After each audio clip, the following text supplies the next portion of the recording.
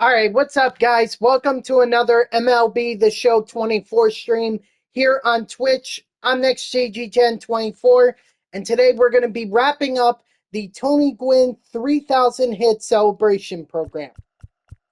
So, if you guys don't recall from yesterday, I actually made a lot of progress in this program. In fact, I am literally one program star away from getting Tony Gwynn's 99 overall card. Unfortunately, it's not going to be, or it's not going to be the quickest one, because if it were, then I would have done it yesterday. But unfortunately, it's not the quickest because I've done all the moments, I've done all the parallel XP missions. So the only option is to either the only options are to either do the extreme moment, which I don't want to do because you could see there it's get on base 3 times, hit two extra base hits and a home run on Hall of Fame with a guy. If we look at his power rating, it's not very good. It's not very good. Like, that was typical Tony Gwynn. He didn't really hit for home runs. He was more of a contact guy, get on base, lead off, and all that. So that's why it's an extreme moment. The other option is to do the set missions. And as you can see, it's not going to, it's going to take a while. Okay. Like, even if I would need 31 hits in a play versus CPU game in order to complete this program. That, or I try to get 10 hits with Tony Gwynn, but unfortunately that's not going to take, or that's going to take a while. I could do some conquest games, but then at that point I might as well just do the hits with the Padres. Because at least the hits with the Padres, there's a possibility that I could get it done in one game. So it's going to take a play versus CPU game, going up against the Colorado Rockies. No guarantee that it's actually going to go. It's actually going to happen, but I do want to point out that I have built my lineup to be all Padres.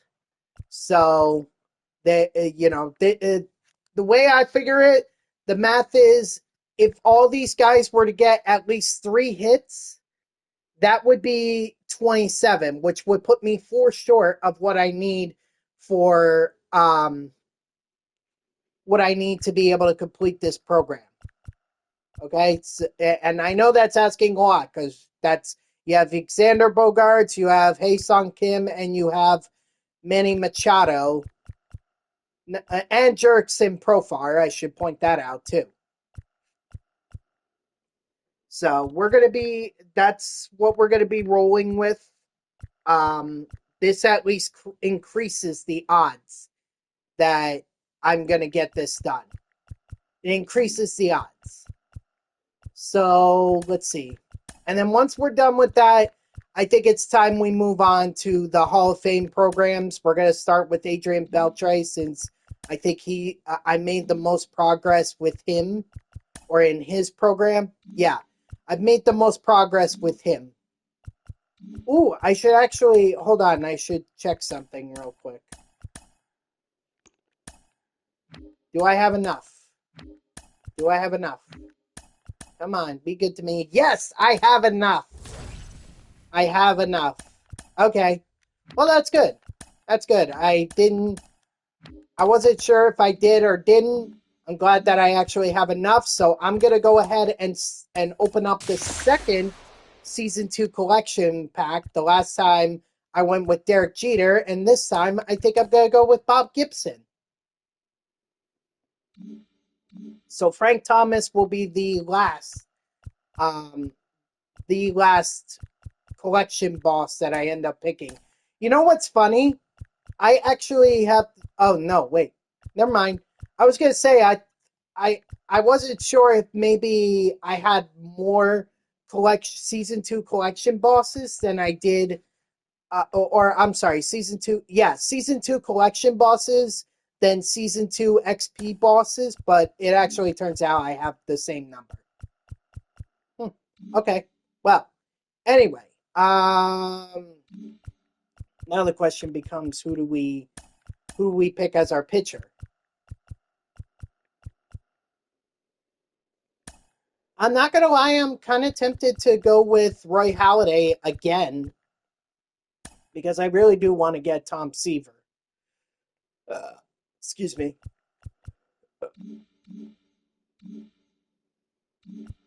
Wait, there was a drop 10?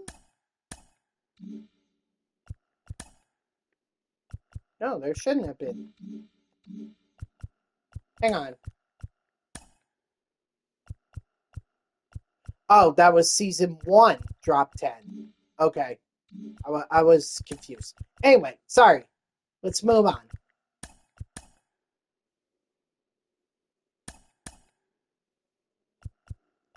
So let's do Roy Halladay again. Try to get the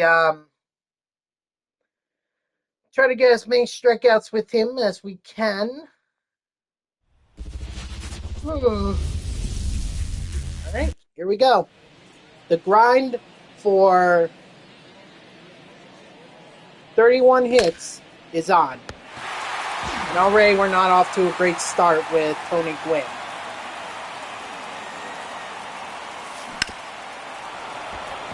But at least Tatis is gonna get there.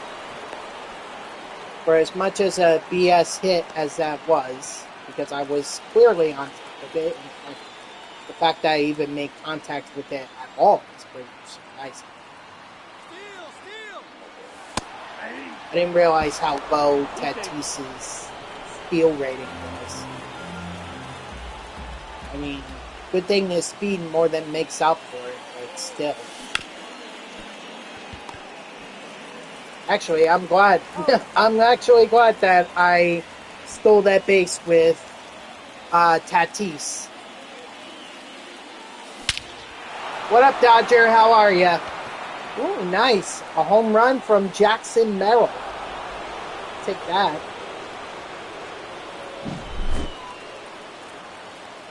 So 2 out of 31.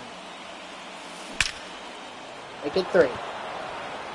Yeah, I suspect my diamond hitters are going to be the ones that get the hits, not my...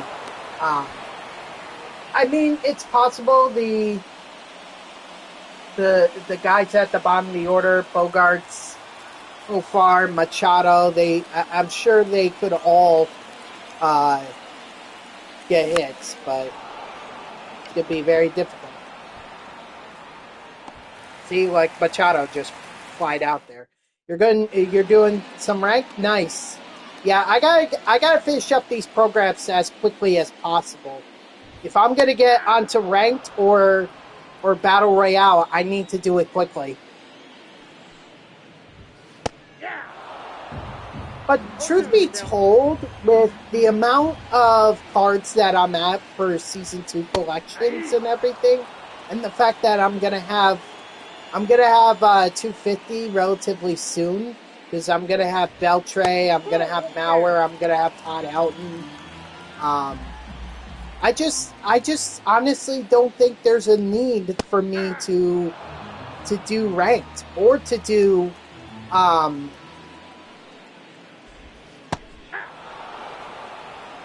battle royale. 2 strikes. You know? Strike 3, sit down.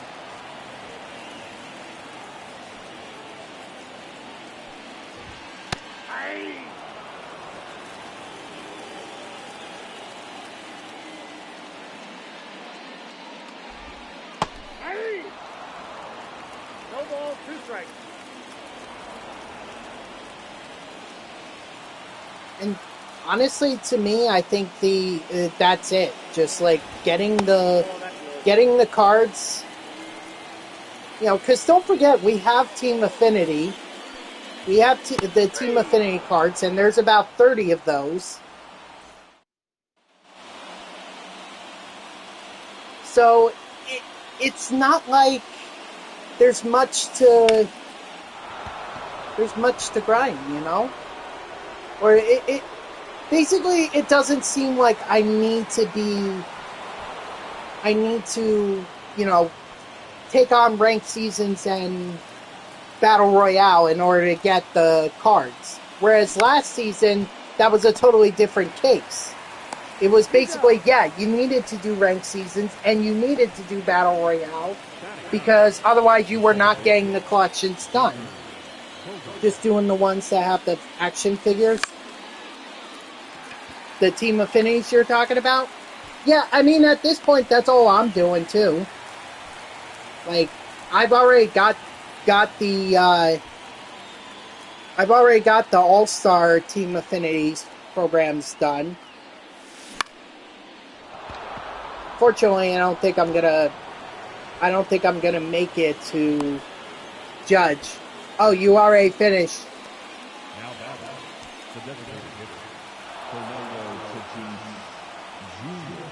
Oh, you already finished. Okay. What the heck? They just walked Tatis to load the bases because Shioka.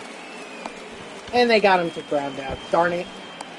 So they literally just took 2 at-bats away from me that I could have gotten it. Shoot.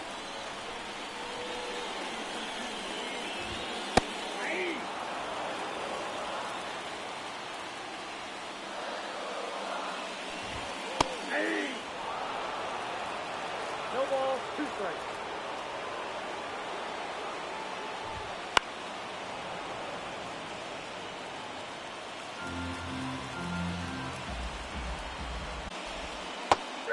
Strike 3, sit down.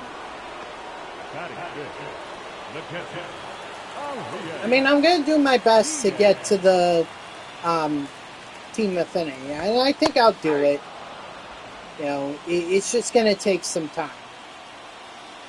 Also, I need a lot of content to be able to grind. I mean, you know, the Hall of Fame program's so long. And then don't forget that Wednesday and Thursday, I'm not even streaming. I mean, for that day, maybe what I'll do is just focus on strike 3, sit down. Just focus on grinding team affinities.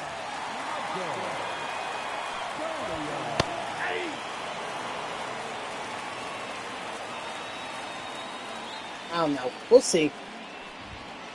We'll see. Strike. Oh, wait, that's not strike 3.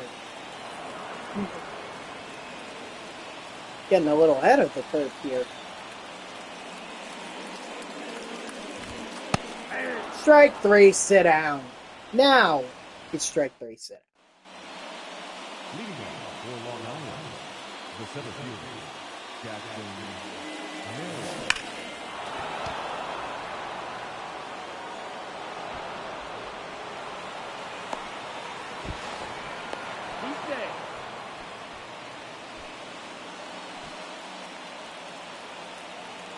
Yeah, but just turning to the Mets for a second. Look, we knew it was going to be a rough series. Yes, that I'm aware of. I've been made aware of that. Moment of Glory, I think they're calling it. I have to look at the thing, but yes, I'm aware that there's new content. So that'll help. That'll certainly help.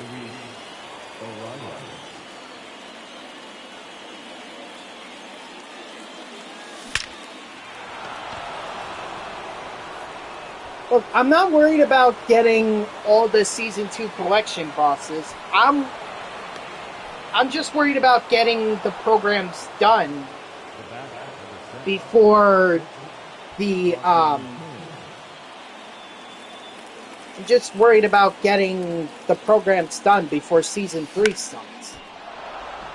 Here we go. Now we're getting the hits, which is good. I don't know how many I'm at this point. Let's see. I'm at 9. So 9 out of 31, I still got a ways to go. You're talking like 22 hits.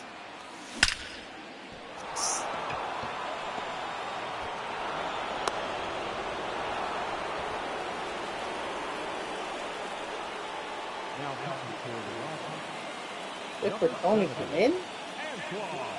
Well, there is going to be release areas too.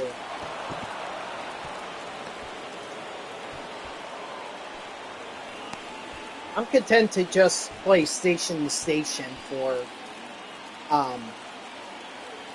in order to get hits. I'd rather not risk At the ball. Ball one, no strike. getting myself thrown out.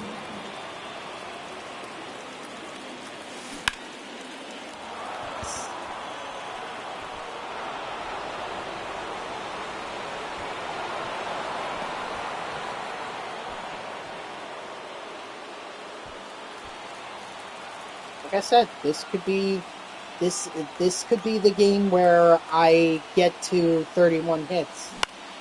That's why I wanted to do this as opposed to doing the extreme moment. Could I have advanced there? Yeah, I could have. But not worth it in my eyes. It's not like I'm trying to get runs here. I'm trying to get hits. The runs are just...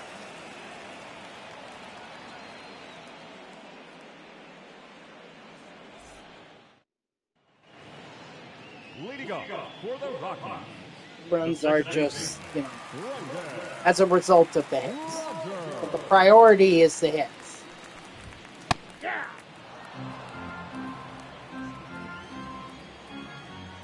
Sorry, I was just looking at a group text message.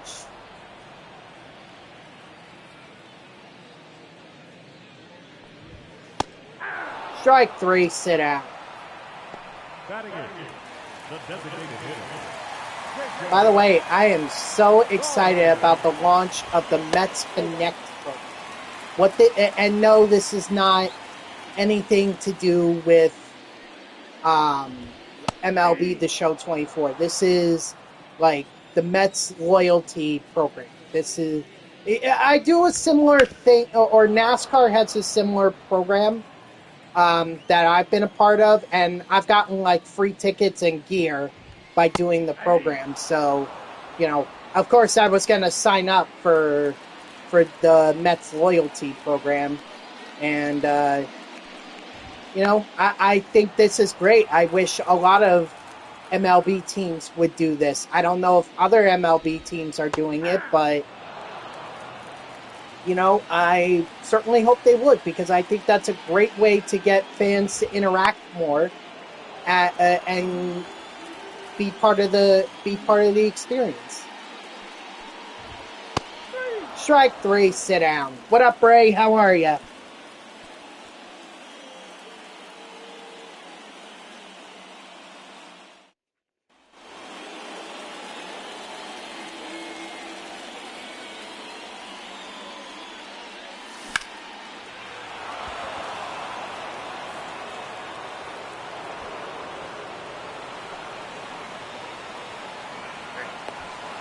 Take the double.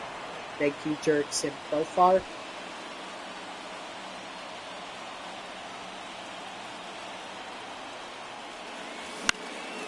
Oh no.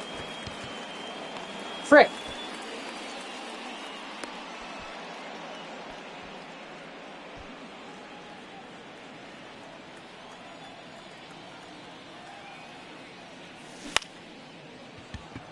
No.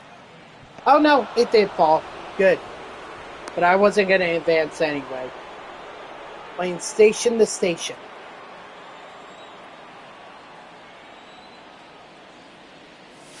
Not going to give up outs here.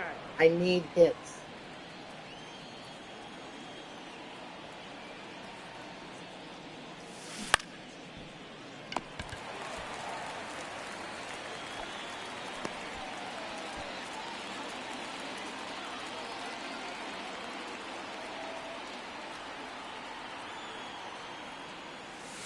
Ball.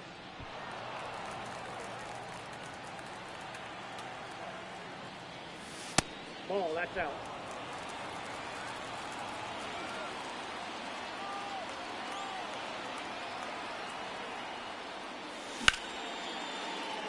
Nah, that's going to get far. Too much underneath it. Frick. All right, well, we're at 14 hits. So 14 hits out of 31, that's 17 hits to go. We have we have 5 more innings to do. Even like just averaging like 3 hits an inning would get me close.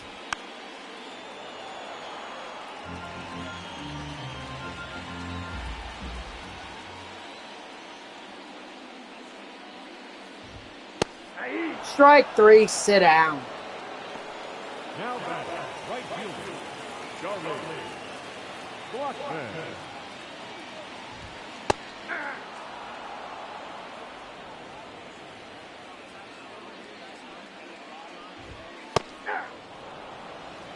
No ball, 2 strikes. 3. Strike 3, sit down. Of course, while I'm pitching with Roy Halladay, I'm also grinding the NL East Team Affinity 3 program. So, just bearing that in mind. 0-1's the count. Because right now my whole lineup is full of Padres, which means I'm grinding the NL West. Oh, strike 3. Sit down.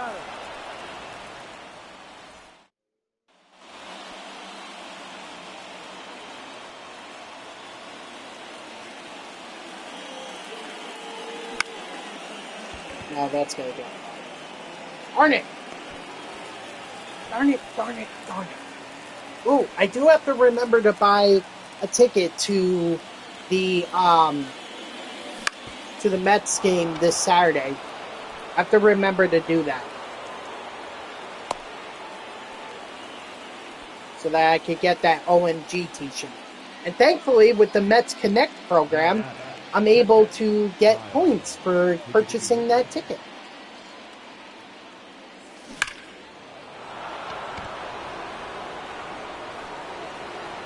Sorry, I know I know I sound like a like I'm being sponsored by the Mets, or I'm pushing this. I'm not pushing this because I'm told to. I'm doing it because I like the idea.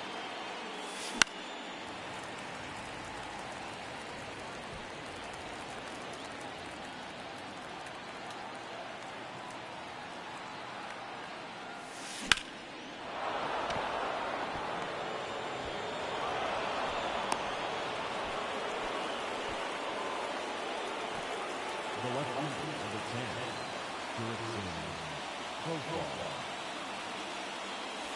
Ball 1. Ball 1, no strike.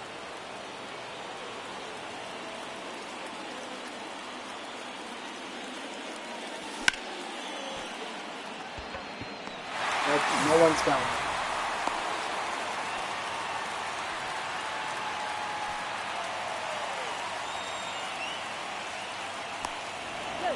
I am not stealing with, who is that, Merrill?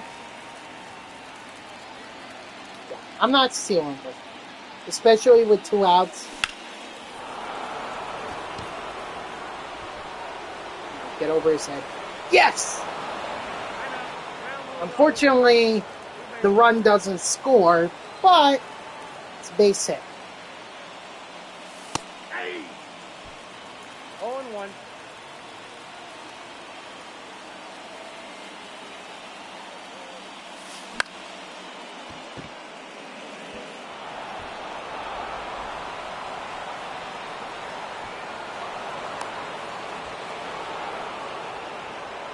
Alright, I think it's going to update to say I have 19 hits now. Yeah, so I only need 12 more in order to get this program done.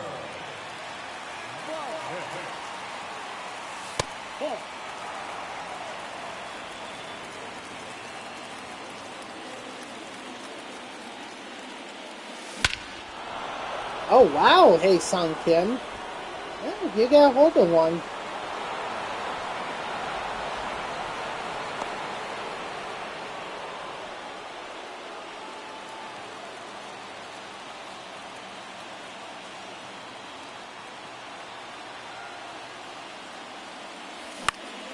Ah. Well, it's Xander Bogaerts. I wasn't expecting too much.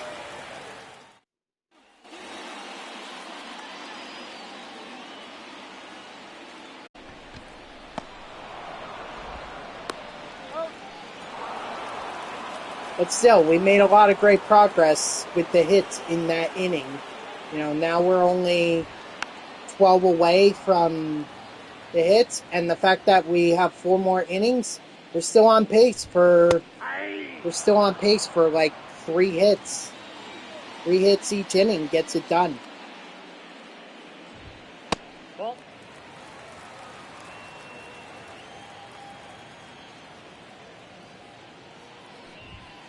Ball.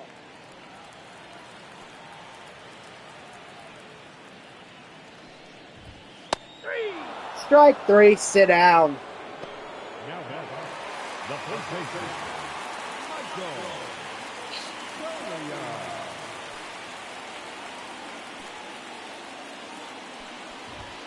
Hey. 0-1's the count. Hey.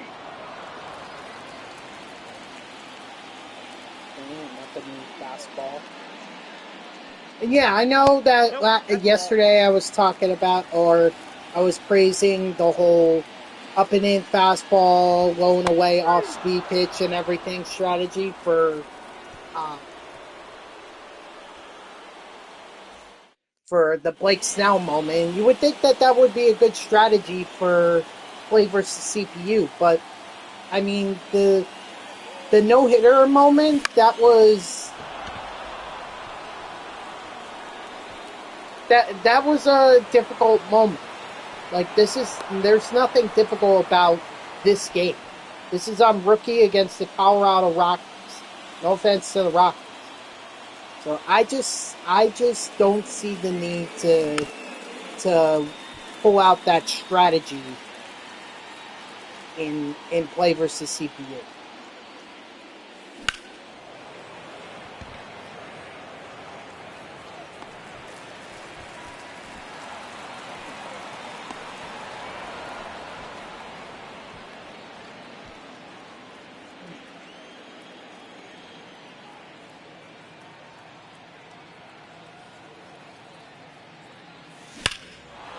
There we go. Nice.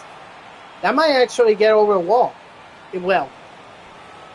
So Higashioka with a home run.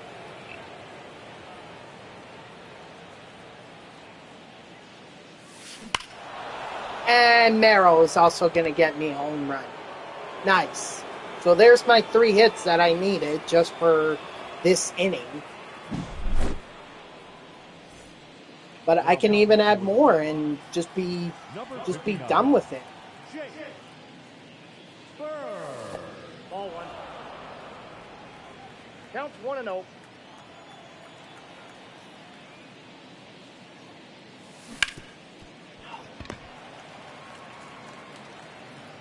Out.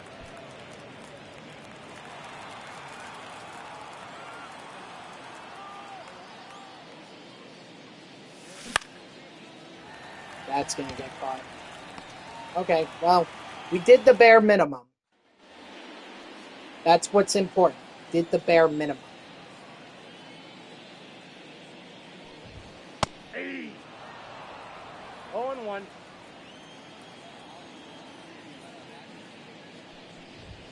Hey. 0-2.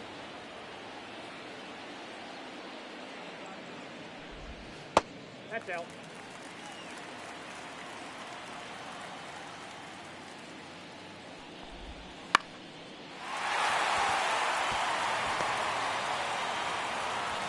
Good thing I wasn't trying to throw a no-hitter with Roy Halladay, because that would have been the end of it.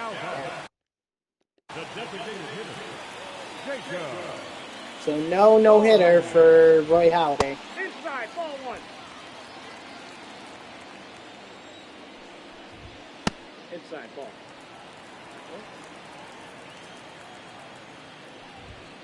Hey.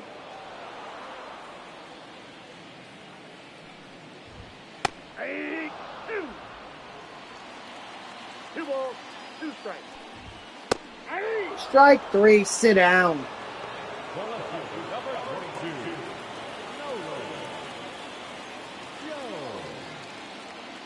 Joe. Ooh.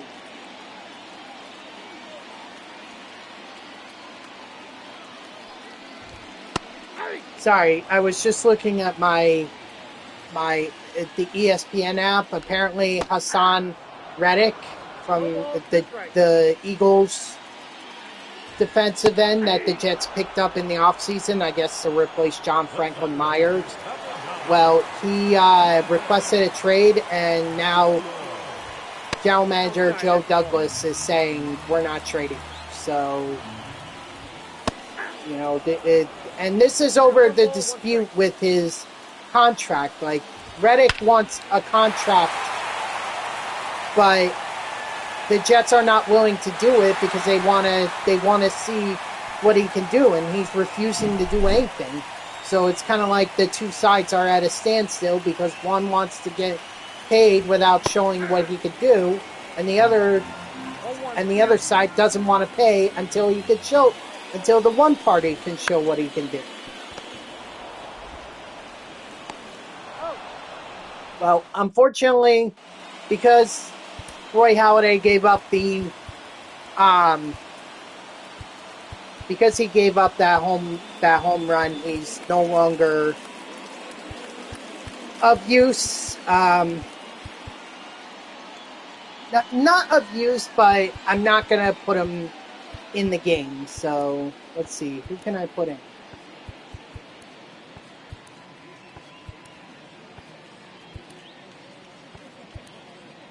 I mean, I'm tempted to put in Scott, but I don't want to put a lefty in there. Yeah, let's do it. Let's do Scott. He'll get the save.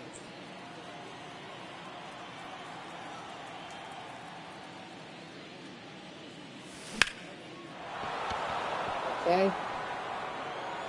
Nice base hit there by Arias.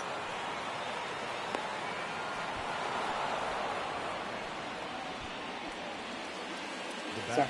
Again, my group chat is going off for some reason. Nope, get back. Get back, get back, get back. Got him.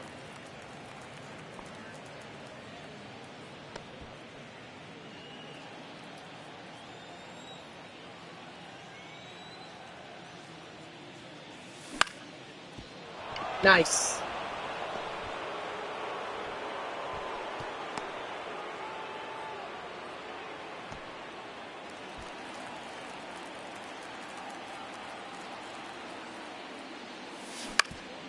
Oh, that's what I was afraid of. Okay. Well, thank God Gwynn is actually very fast. Thank God for that. 1-0.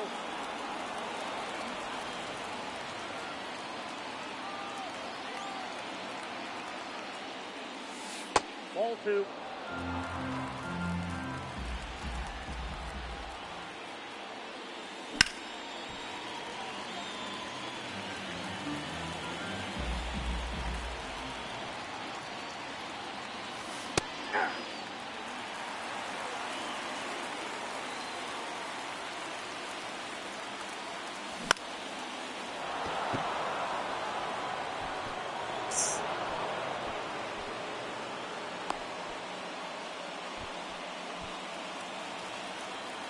Okay. All right. We're getting hits. We're getting the hits. That's what's important. 26. It looks like it's 26 hits. So that leaves me at 5. And listen, yes, I want to get it done in this game. I want to get this mission done and over with so that I can move on to Adrian Beltre's mission, or not mission, program. But it's not the end of the world if I don't get it done in this program. Like, I can also do a quick conquest game to wrap it up.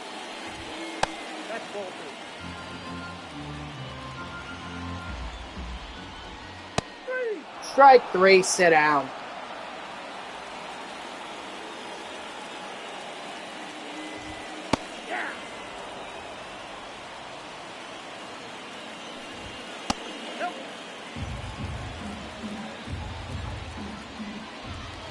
That's ball 2.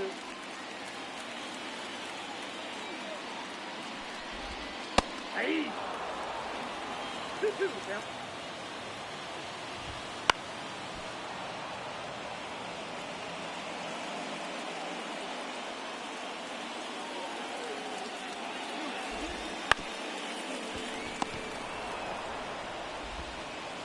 Got him.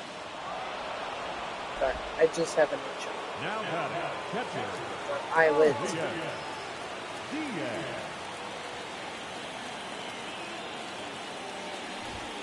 Hey.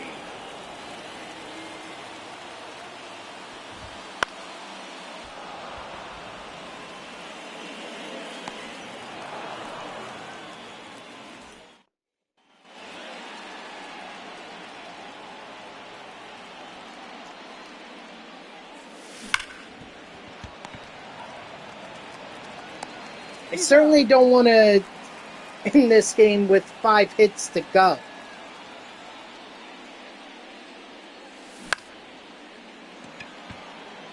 That looks like that's where I'm heading, because I only have 2 innings left.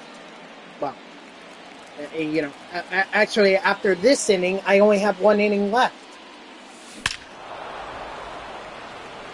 So, my guys better pick it up.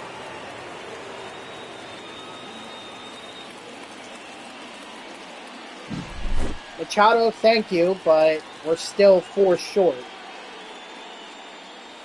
Hey. 0-1.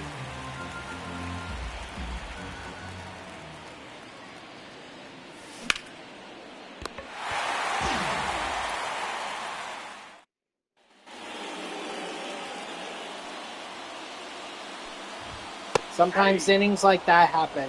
0-1's the count. They just happen, and you know, you just gotta roll with the punches. That's the ball.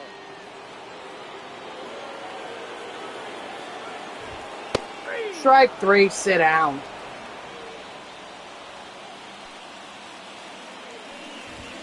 Hey.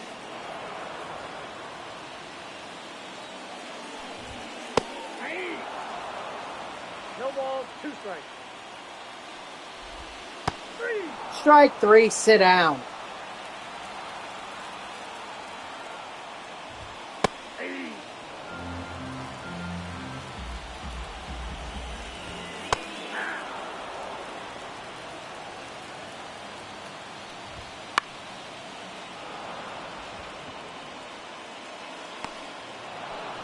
All right, last chance. Need 4 hits. 4 hits to get it done. Otherwise, I gotta play a conquest game.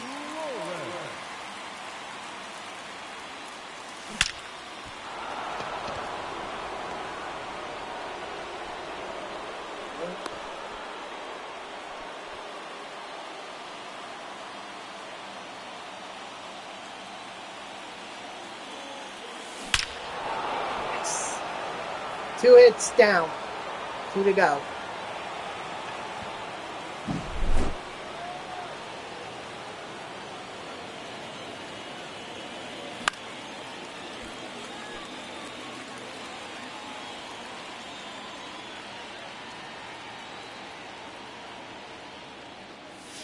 Ball.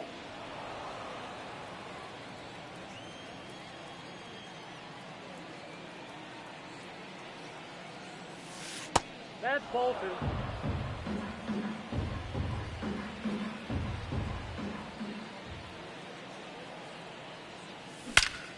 Yes. Finally, yes. 1 more hit. 1 more hit, and we are done. Hold on. I'm gonna make sure that, you know, I don't hit into a double play. Hey. No, he's safe. 'Cause the worst thing I could do is get 2 outs on 1 play. That's the worst. And there we go. So that is the mission right there. Getting the hits with the Padres. So once we exit this game, Tony Gwynn is ours. And then I can move on to Adrian Beltre.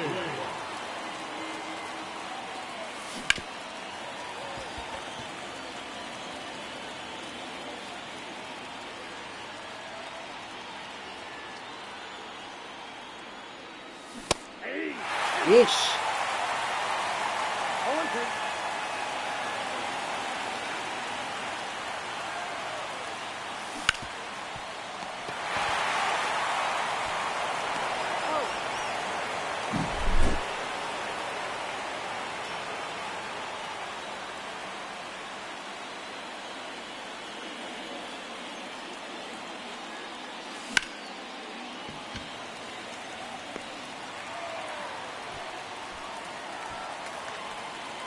The left fielder, number 10, Direction Protocol.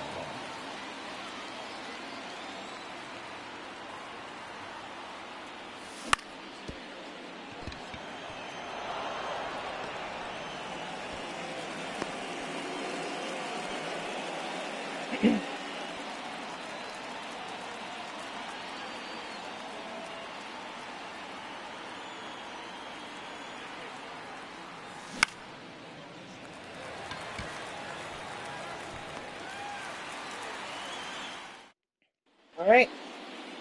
So let's wrap up this inning and let's get Tony Gwynn.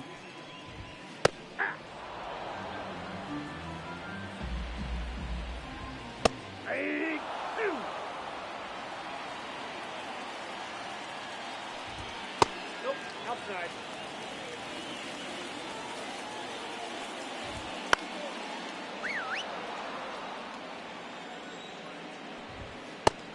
Strike 3, sit down.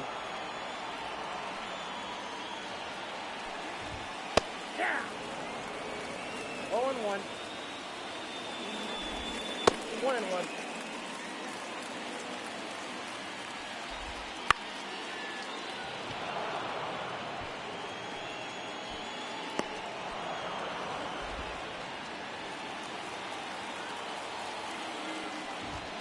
Hey. 0-1 for the count.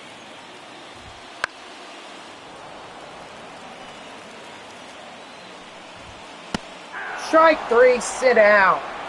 All right, that's game. 32 hits. Got one extra than I needed, but I'll take it.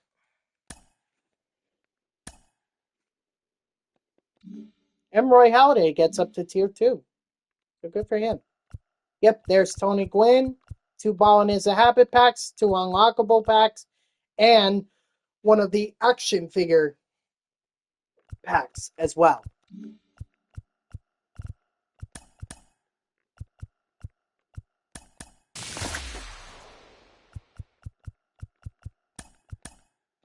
Giants, okay. Has to be, yeah. We shall do the Phillies, I guess.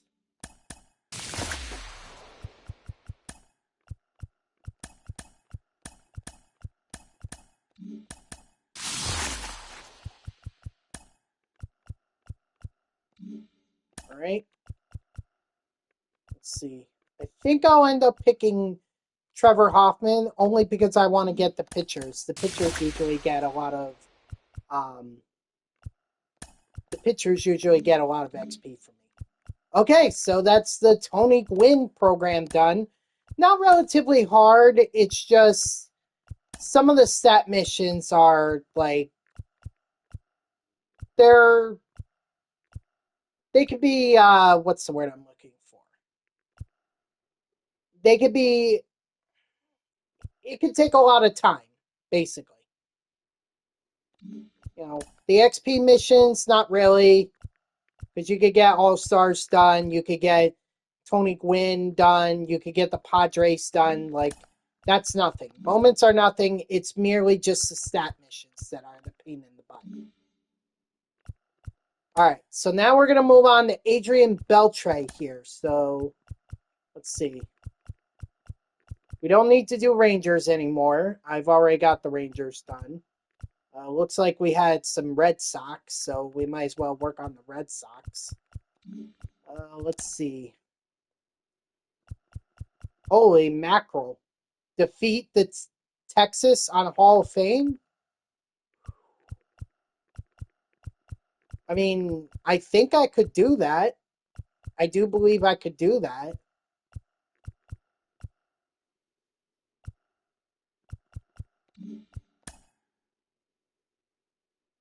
Veteran and all-star, so... Ooh, I would need both. I would need... Christ. Okay, so I think how we're going to do this is we're going to focus on... We're going to focus on doing the Red Sox since that seems to be, close. And we need to get RBIs.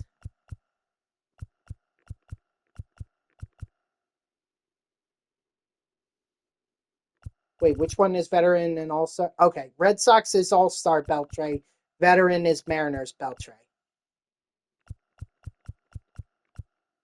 Okay. All right. So, yeah, let's build a lineup full of Red Sox players.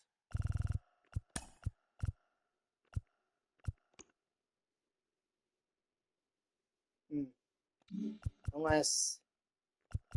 Nope. Okay. I see, because Duran... Well, then if that's the case, then Duran should be not a center fielder, but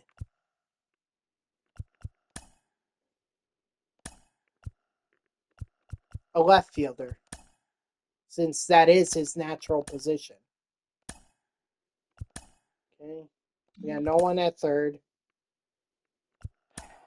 Actually, let me compare fielding stats. Hold on. What are the fielding stats?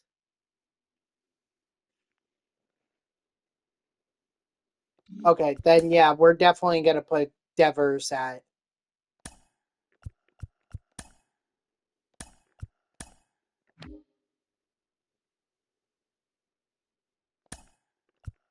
Definitely going to put Devers there.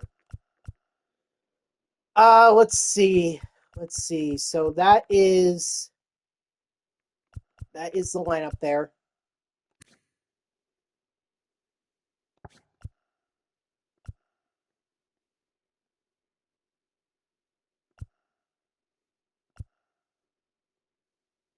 I think Duran may have to lead off here. No, actually, if anything, Beltre should lead off because he needs to get as many at bats as possible.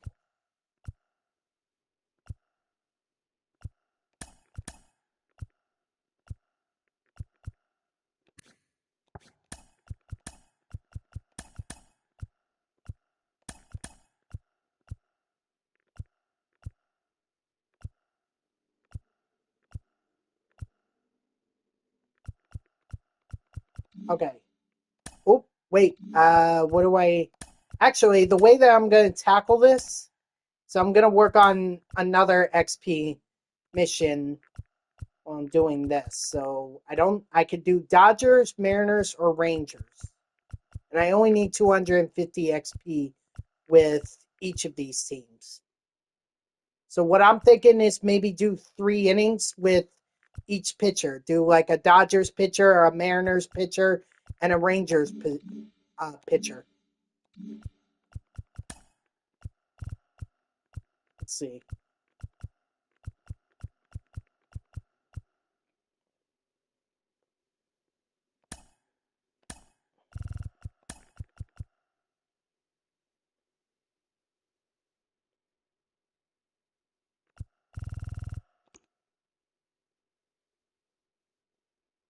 All right, we'll add Yimi and Munoz just to be on the safe side. We'll add Yates and Robertson. And then we need, who did I say? Dodgers? Sorry. Should have written this down before. Oh, I'm done with the Rangers. Oh, I don't need Rangers. I need Mariners, Dodgers. What?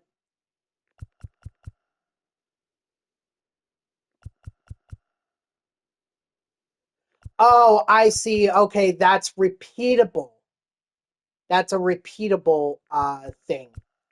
Okay, so it's just Dodgers and Mariners that I need to worry about.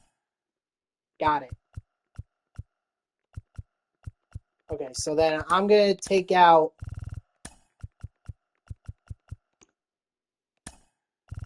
Probably went too far. Yeah, I'm going to take out Robertson and Yates and just put in Evan Phillips and Daniel Hudson.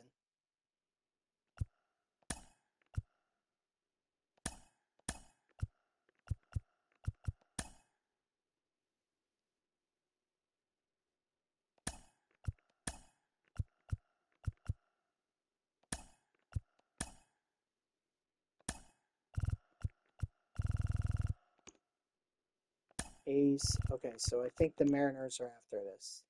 Yes, so Logan Gilbert, Castillo, sure. And then we're going to get a Ranger. Fergie Jenkins works for me.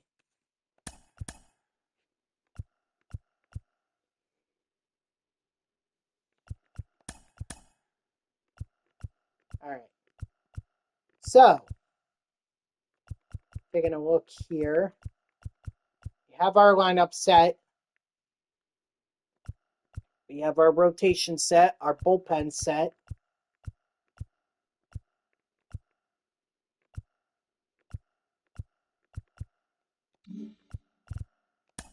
And I'm just curious, what were the set missions for? Dodgers need 7 hits. Mariners need 15 extra base hits. Jesus Christ. We're already done with the Rangers. We're already done with the total bases for third baseman. So I don't need to focus on the Rangers. I just need to focus on Adrian Beltre. He needs 12 hits, 8 RBIs, and 30 total bases. I don't know if that's going to be done easily, but I mean, we'll try.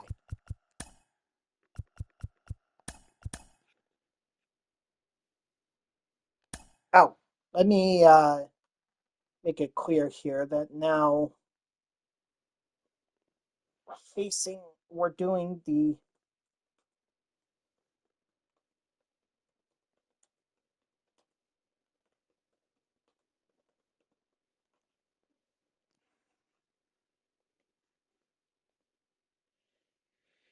there.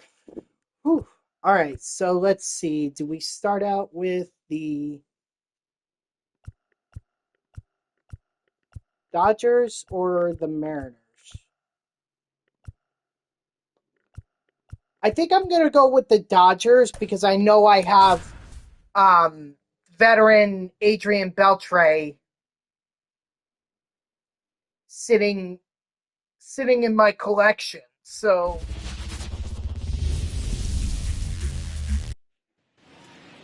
Leading off for Long Island, the third baseman, Adrian Beltre. Yep, that ball went out.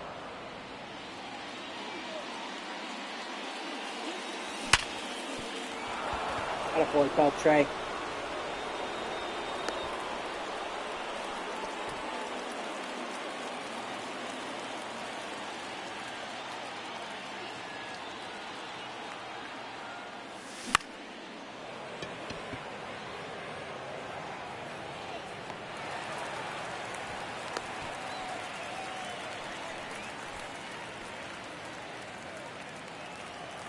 Batting third, the designated hitter, Rafael Devers.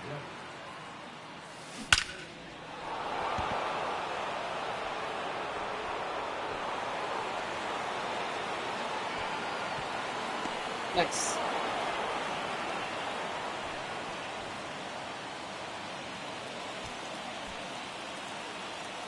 Braden Montgomery.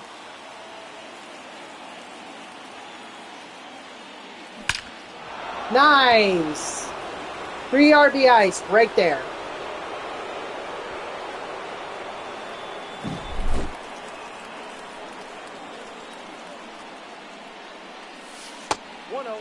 Yes, I already have the Lindor card. Yes, I have it.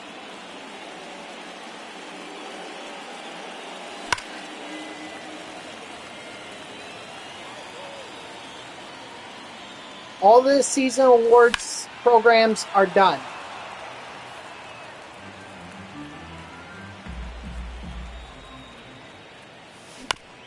Oh, Christ. Out.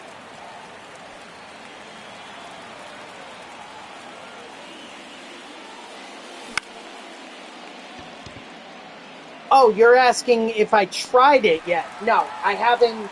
I haven't played with it yet. No. Right now, I'm just kind of focusing on getting the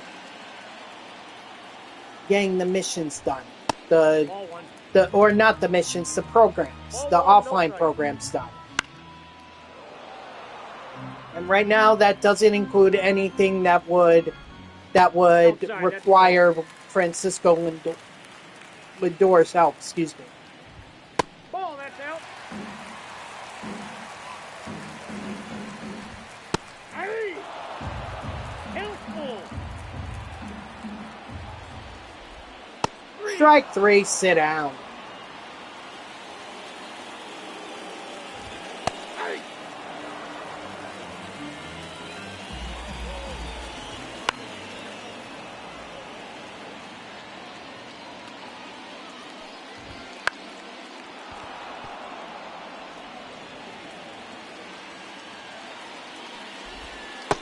Strike 3, sit down.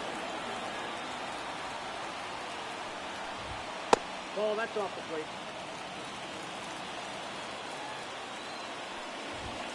Ball.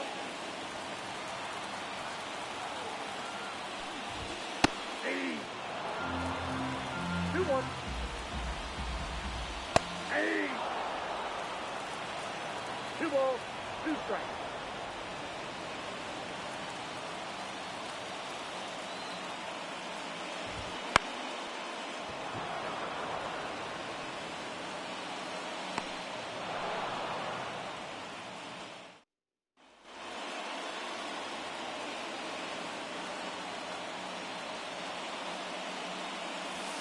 Ball, that's in.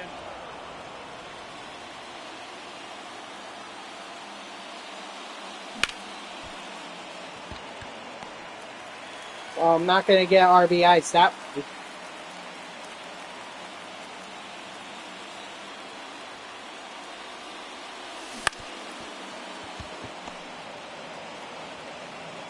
Out. Look, all I need is 10. All I need is 10 from the Mariners to get it done.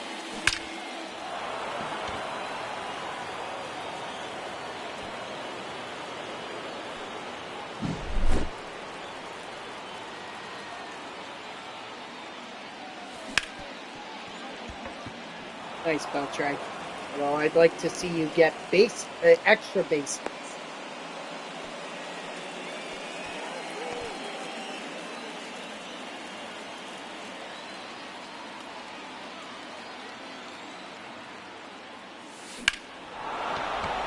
Stay fair. So that could be 2 RBIs. See, that's what I want Adrian Beltre to do. I want him to get the home runs so that I could get the RBIs and the extra base hits. Off the plate, ball 1. But then again, I probably shouldn't have put him in leadoff. Could have put him at second, or I could have put him second in the order, and that would have given me the RBIs that I need.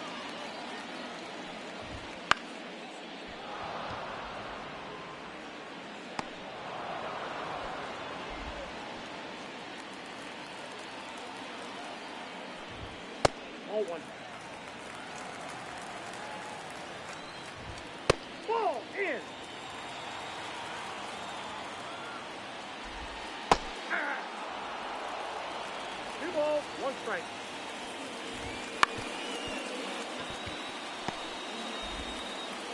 He's out.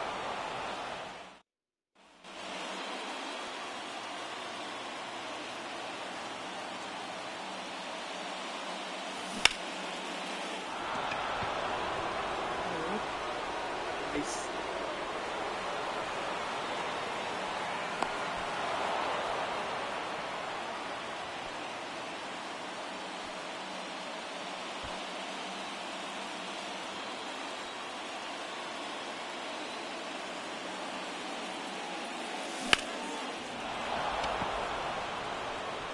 Boy, Roman Anthony. I'll take that. I'll take it.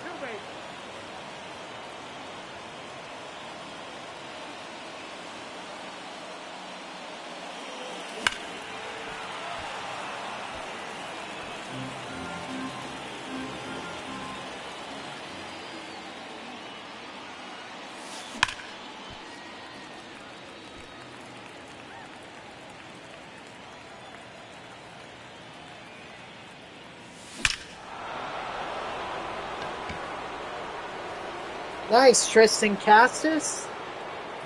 That's 9 RBI, so I'm like almost done with the mission for the RBI status.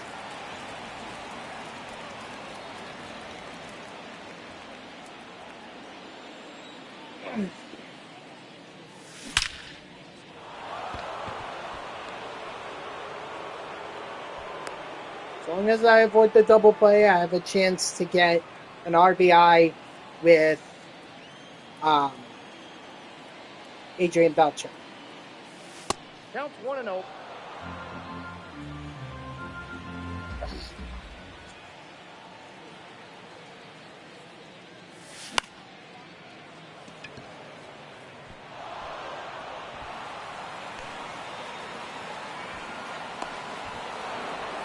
Come on, Beltre. One base hit will give you 2 RBIs. If you want to do the big shot, that'll give you 3. Ball that's outside.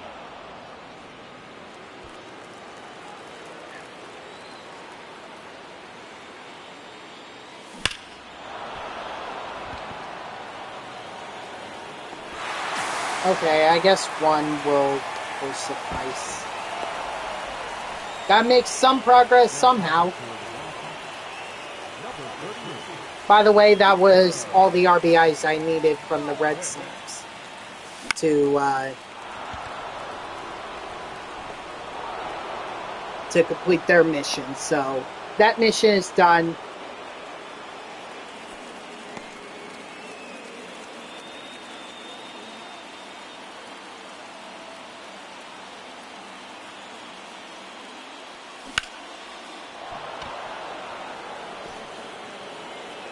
So now it's just a matter of getting stats with Adrian Beltre and getting the XP with Logan Gilbert for the Seattle Mariners.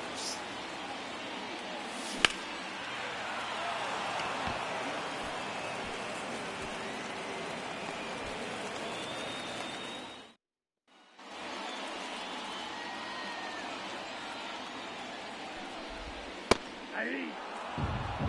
0-1's the count. Aye. 0-2's the count. Strike 3, sit down.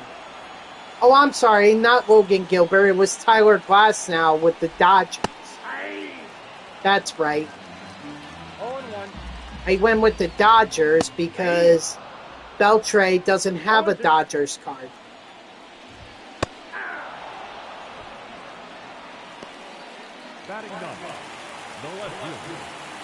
Plus, I figured with the Mariners, I got to do Beltre's veteran card. So that was the logic behind choosing the Dodgers or choosing Glass.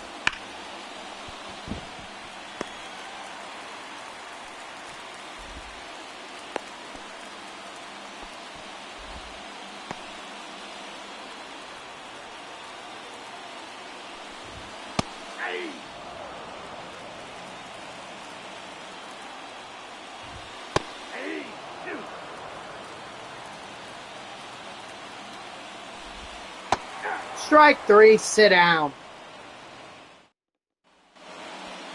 Leading off for the Lions, the center fielder, Roman Anthony.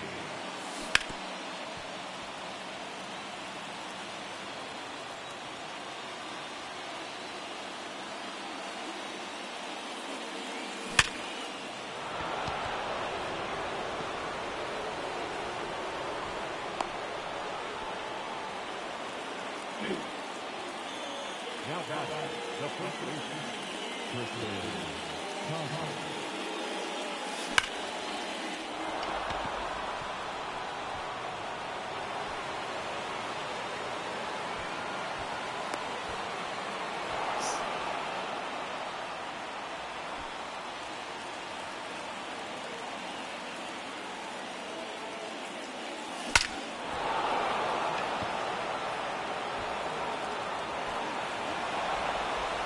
Okay, well, at least that's not a home run. See, what I'm trying to do is make sure that there are for Adrian Beltre, because I'm coming up on the top of the out, or top of the line. Sorry. So it's important to me to get as many players on base as possible so that Adrian Beltre can drive them in.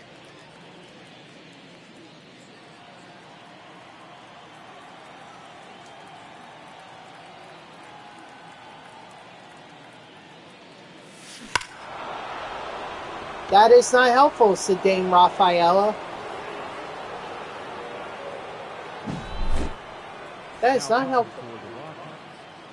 Number 59, Jake Burr. Nor is that helpful, Beltre. Thank you.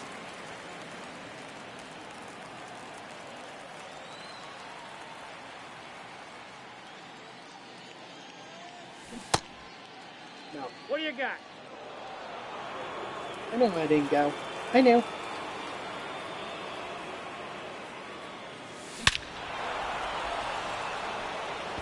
Yeah, maybe I should have had Beltre bat second.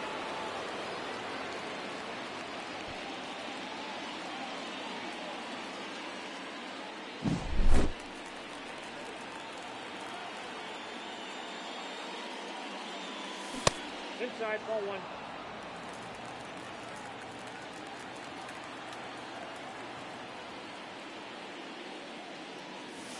Ball. 2-0.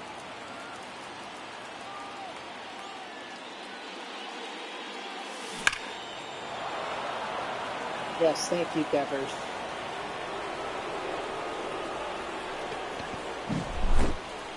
Rub it in my face. I need all these home runs, but I need them from Beltre.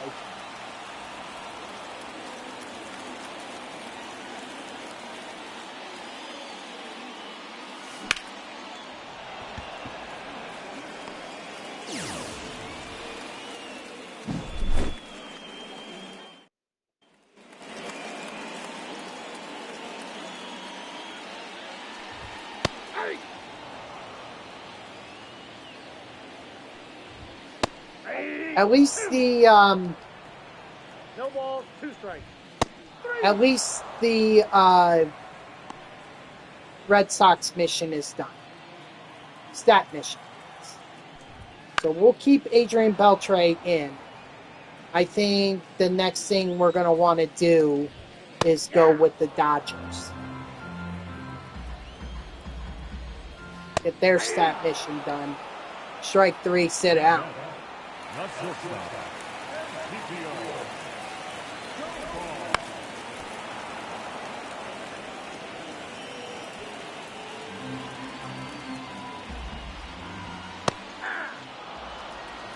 No balls, 2 strikes.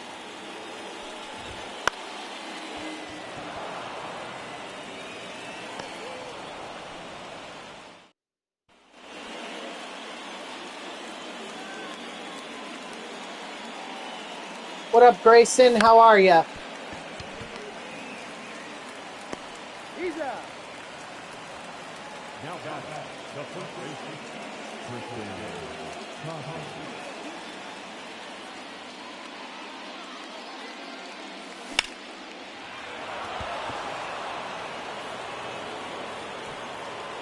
Wow, that snuck over the wall. I did not think that was getting out.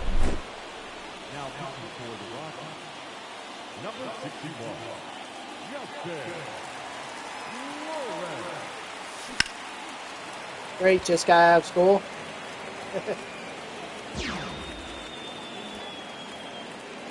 How has high school treated you so far?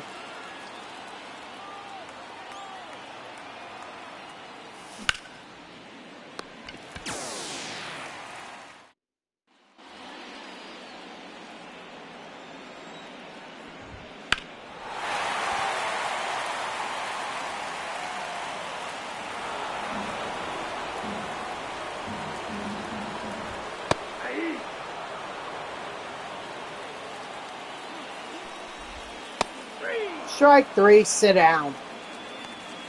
The first baseman, number 4, Michael. 0-1. Aye. 0-2. Oh, a bit definitely way better. Yeah. The batter, number 7. The way I see it, freshman year was kind of like, I would say that my worst high school year was as a sophomore, but junior and senior year were definitely my more enjoyable years. Like, those were probably the best years of high school. So enjoy freshman year. Enjoy it. You're gonna look around, and then next thing you know, you're gonna be a senior, and it's gonna be like, Jesus Christ. Where'd the time go?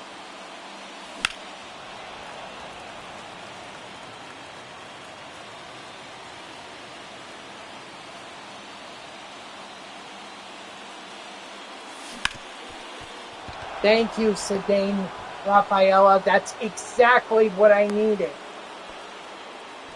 Someone to get on base so that Adrian Beltre could try to drive him in.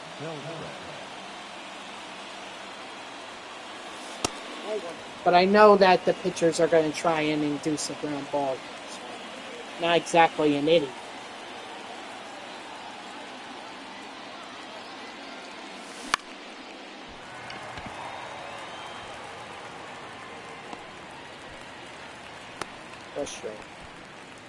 Frustrating. 4 years, I'm packing my bags and sitting in my home for LSU. Nice.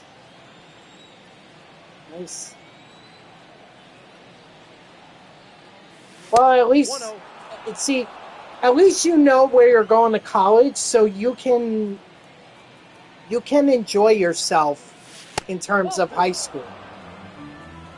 You know, you can really enjoy yourself.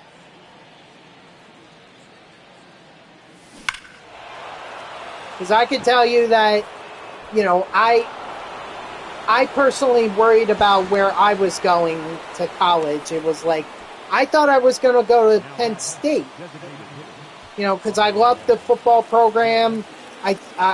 Well, that was it. I just loved the football program. And then, not that I wanted to play football, believe me, I wouldn't have been good enough to play on Penn State's football team. I don't even think I would have made their practice squad.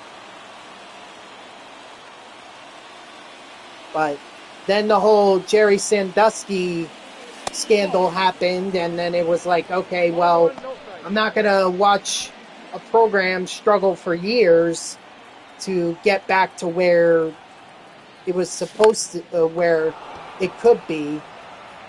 So I was like, I got to find a new college. Plus, I also looked at how much it would be to go to Penn State for out-of-residence or out-of-state residents, and that was well over $70,000. And I was like, there's no way I'm affording that. I mean, hell, I could barely... I don't know how I've been able to afford going to Hop Street on Long Island, because that was $60,000. Count 1-0. So, you know, I had to change my decision when it came to college. Although you're smart. You're sticking you're obviously getting, I'm sure you're getting a scholarship from LSU, and you're staying at home, so you don't have to worry about room and board or a meal plan, because you can just eat food at home. Like, you don't even need to worry about all that. I wish I had gone that way, because then but with Hofstra, I didn't believe I would have the same opportunities if I went with another college that's within driving distance of me. So I was like, okay, I got to go to Hofstra if I want the best opportunities. Now, don't get me wrong. I appreciate the opportunities that I got while I was at Hofstra. I'm not saying that. I'm just saying, like, looking back, because a former coworker of mine, he actually went to the college that I was thinking about going, that's closer to my house, and he ended up in the same position as I did. In fact, he's doing much better right now. He's actually a producer with our business network, and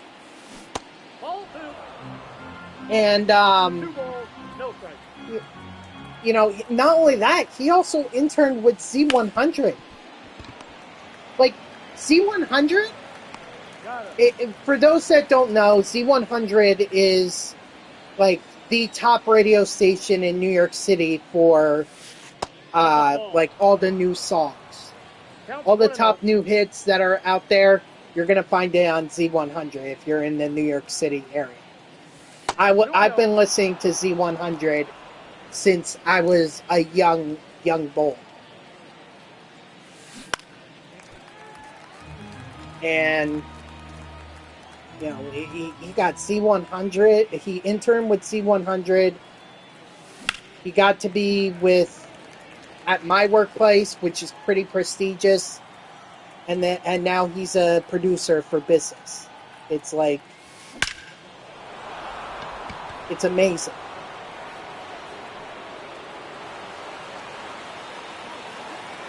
You know, and all those opportunities. See, this is what I believe about college. Okay? It shouldn't matter where you went. It only matters what you did when you went there. Okay? If you spend most of the time like going to parties and not taking school seriously, then you're not going to find a lot of opportunities when you get out of college. However, if you go for internships, if you work hard, keep up the good grades and everything, then doors are going to open. Excuse me. So I don't believe it's I don't believe it's about where you go. I believe it's about what you do once you get to it. So, and I seriously hope the next generation of college students understands that. And rather than try to go to prestigious universities that are going to cost them thousands of dollars, my hope is that they would consider options that are much closer and cheaper, so that way they're not in as much student debt as my generation is.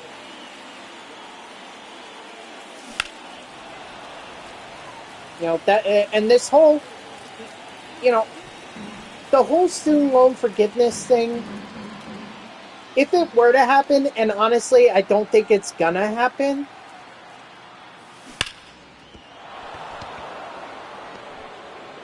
it should only be a one-time thing, because that is merely putting a Band-Aid on a cut. But you have to do more than just put a Band-Aid on a cut. You gotta do other things. You have to treat it. You know, like,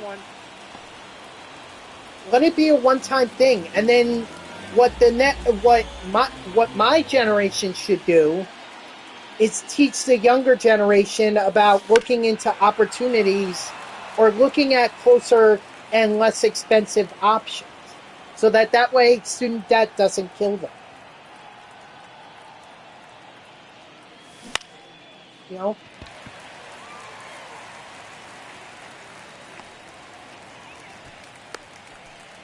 That's the issue. Like, we just thought, people, my generation, and I'm sure Gen X is also guilty of this. We just thought, oh, we're going to get loans, we're going to have jobs, and then we're going to make enough money. We're going to make hundreds of thousands of dollars that we're going to be able to pay it back no problem. No, that's not the case. Here's what the reality is of entering the workforce after you get into college, okay?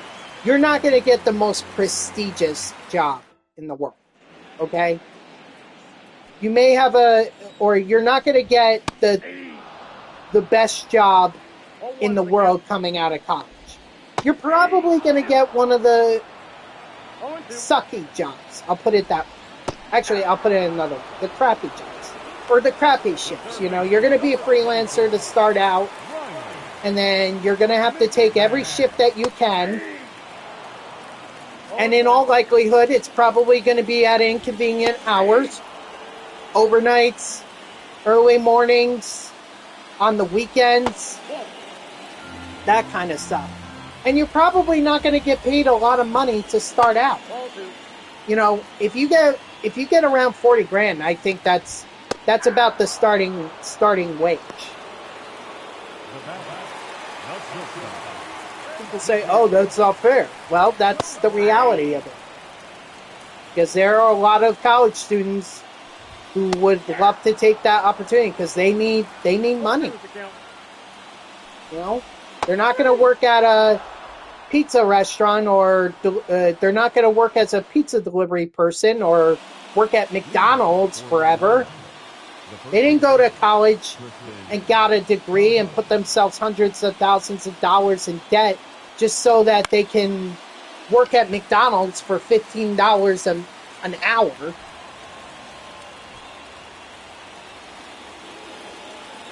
So, you know, going into the workforce right out of college, it's going to be low salary, inconvenience hours. You're not going to have a full-time job, so no benefits, at least not yet. And then, but if you keep working hard, you could be, or if you keep being reliable to them, the company could eventually make you full-time. Then you could get all kinds of benefits, maybe even a pay raise. And then you can move up in the company. That's how it goes. You don't just get the best, you don't just become the CEO of a company right out of college. All right, that's just ridiculous. At least in my industry, the way it works, you start off as a production assistant or an associate producer.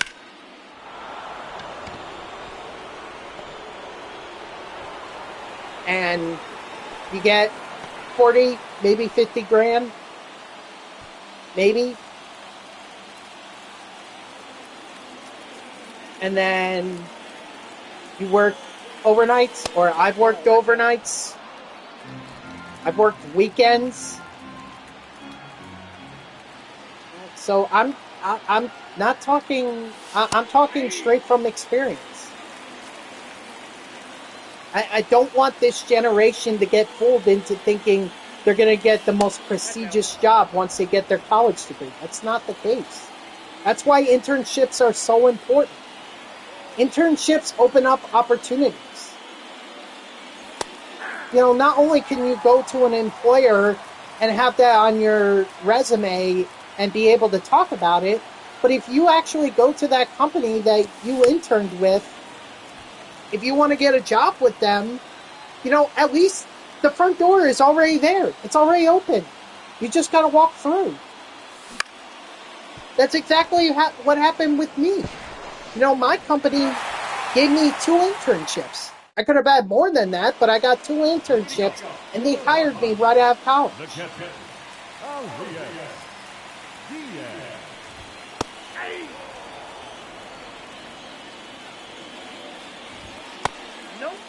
So that's why I say it's more important about what you do at college than it is about what college you went to.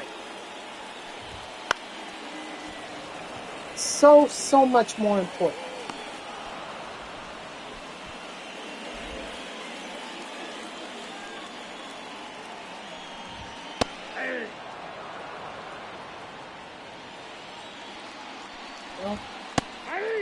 interning at C100 in New York City is truly something incredible, and I applaud my former coworker for doing it.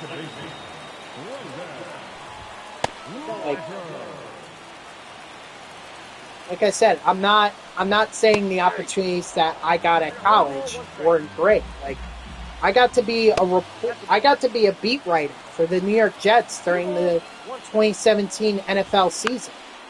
Albeit it wasn't the greatest season for the Jets, but to say that I actually got to cover them, truly amazing. And not only that, I got to be in the locker room. I got to talk to players like Leonard Williams, Jamal Adams, Matt Forte. I got to talk to a lot of them. Josh McCown.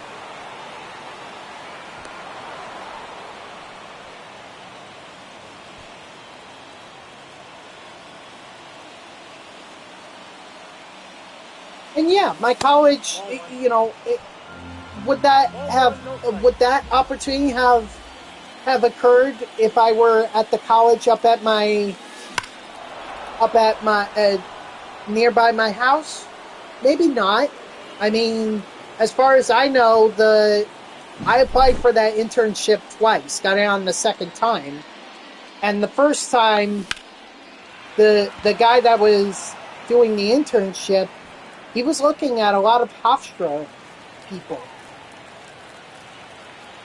I don't know if he's hired people from other colleges, but I know a few of my friends or former colleagues also did the internship with the Jets.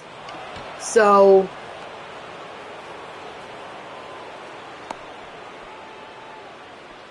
you know, some opportunities, that opportunity may not have been available to me if I had gone to the college closer to my house. But maybe I could have found another opportunity, you know?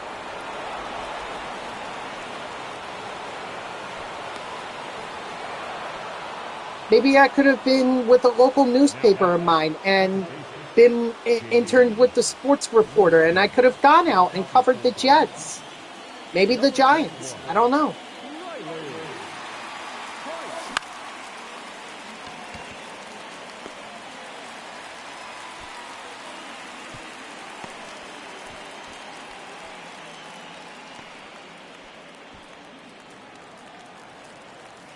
That's all I'm saying.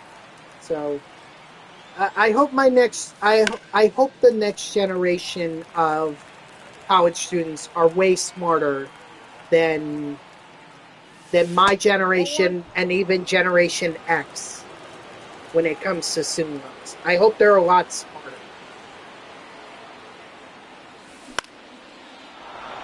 But I have a feeling that that's not going to be the case. If I'm being perfectly honest. Not that I don't trust the younger generation, but it seems more and more like they're believing that, oh, the government's just going to take care of my student loans and I'm going to be fine. No, that's not how it's going to work. More complicated than that. So we'll see what happens. We'll see.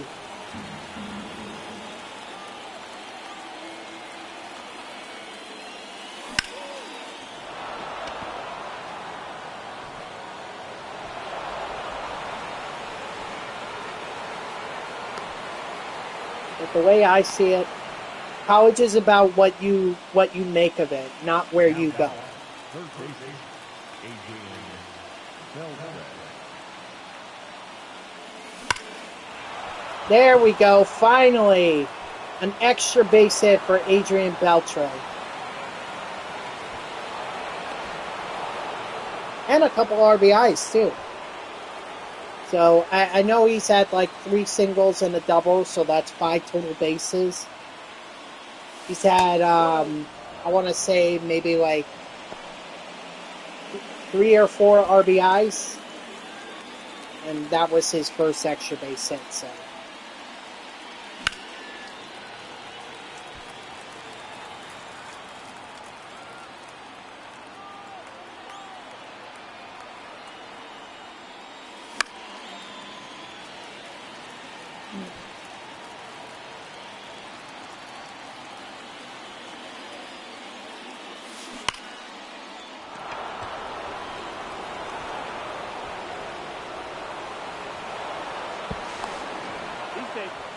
I mean, it doesn't really matter what happens with,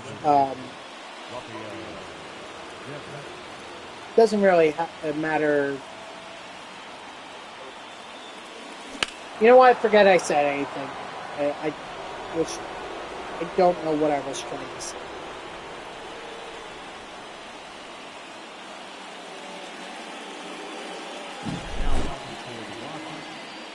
Number 37, John. All right. Let me just get this game over with because. What up, gamer? How are ya?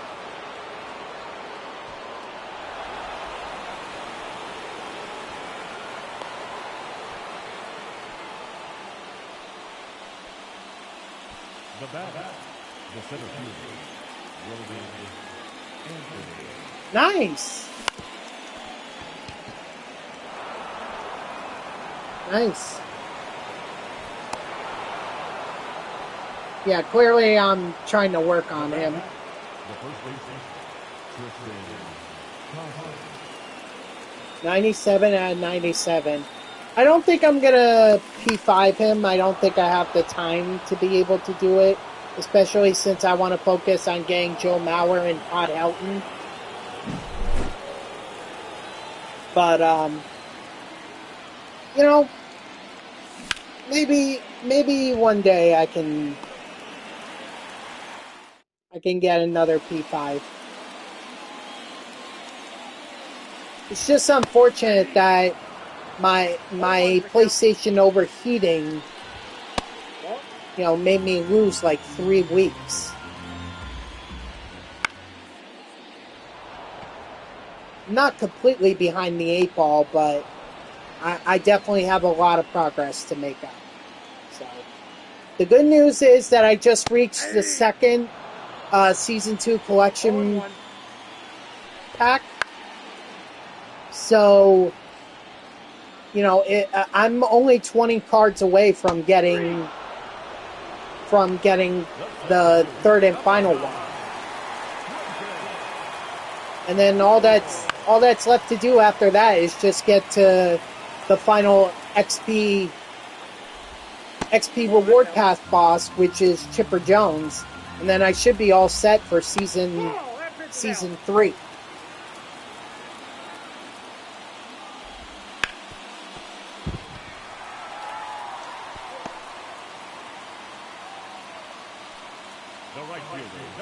Yeah, so I ended up going with Bob Gibson as my second pick, so Frank Thomas will be my final one. Bob Gibson was just too good to pass up. Strike 3, sit down.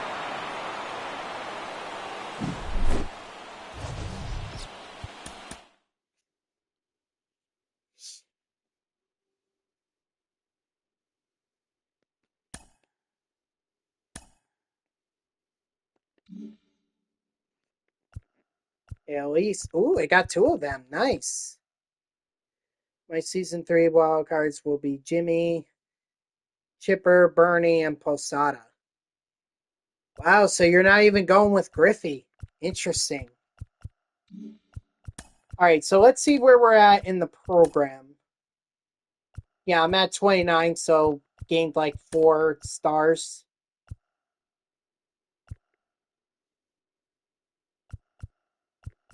Oh, I see. Oh, okay. I did not know this. These are all repeatable missions. Ah, I did not know that. I thought these missions were like this mission where it was total 500 XP, and then you get these done, one and done. Apparently I was wrong. Wow.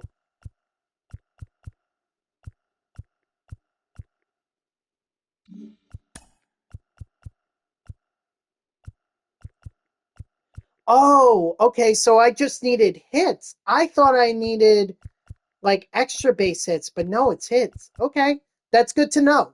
That is very good to know.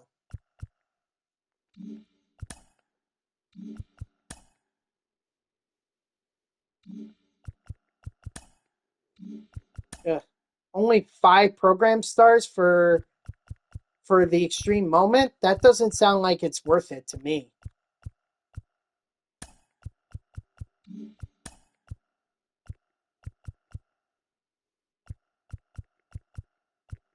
Oh, I see where the confusion was. I thought it was extra base hits with Mariners.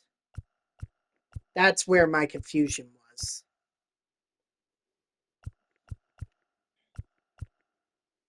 Okay, so I need Dodgers now. So now I need to build a lineup full of Dodgers.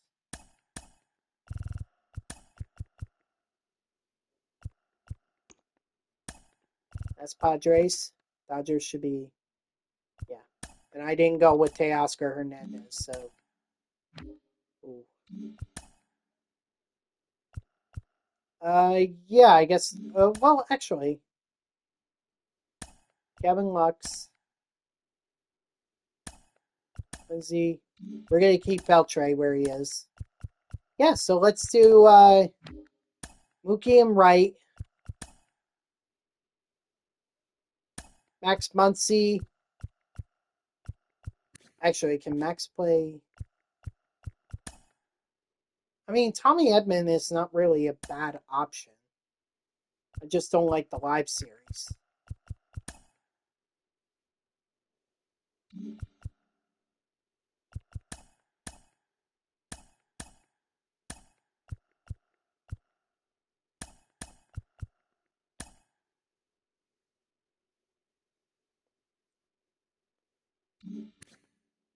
Well, Otani can actually play. He can play center. So I'll just pick someone else. I guess Alex Wood. And then that way I can have Freddie at as DH. A couple secondary position guys here, but it is what it is.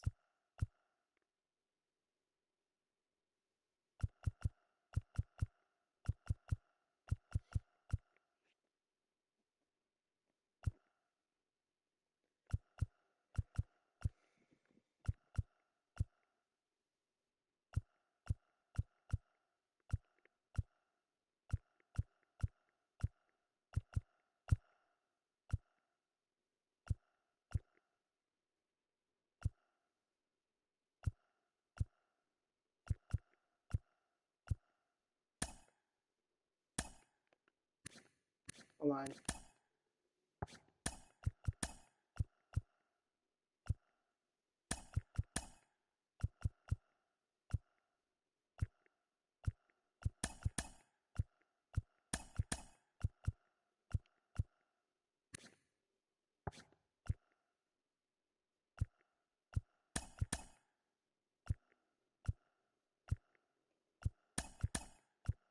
Okay. Yeah, I think that's good. All right.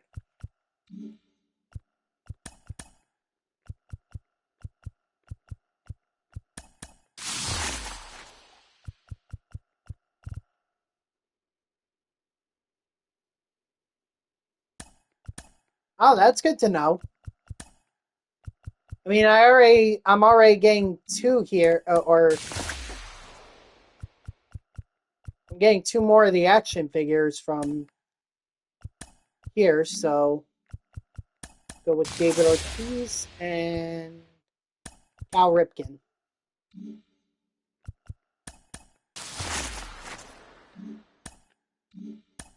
Bob Ned. Nope.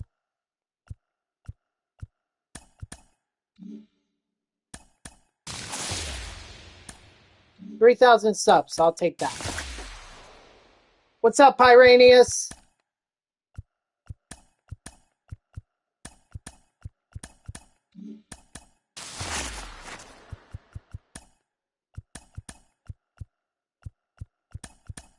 How are you today?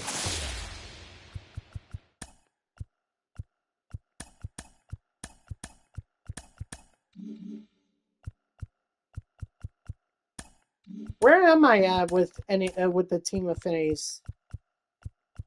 Well, I'm actually closest to getting not much. Just made a trade with my friend. What kind of trade did you make?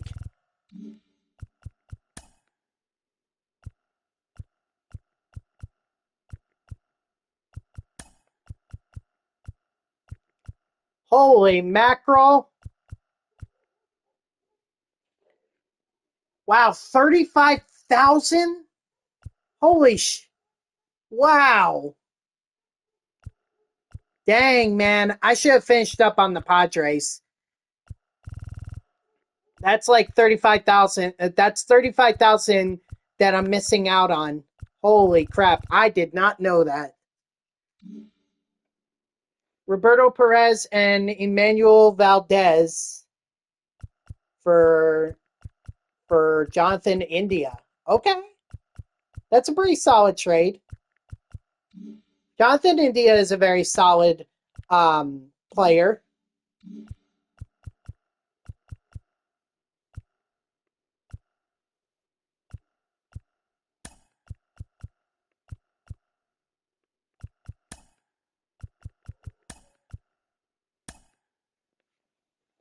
Trevor Story got hurt in a I see. Honestly, I'm surprised you even still ran with Trevor Story.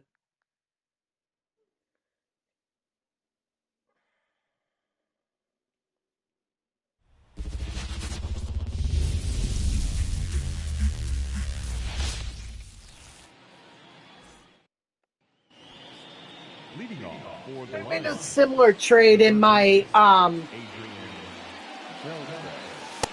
I made a similar trade in my Mets franchise where I got rid of Omar Narvaez because I wanted to start Francisco Alvarez. So I got rid of Narvaez and I forget who else for some prospect. Because Narvaez was hitting well, so obviously I have all the things pumped up or I have the sliders pumped up in my favor. So everyone on my team right now is blasting or has high averages and a lot of home runs and everything.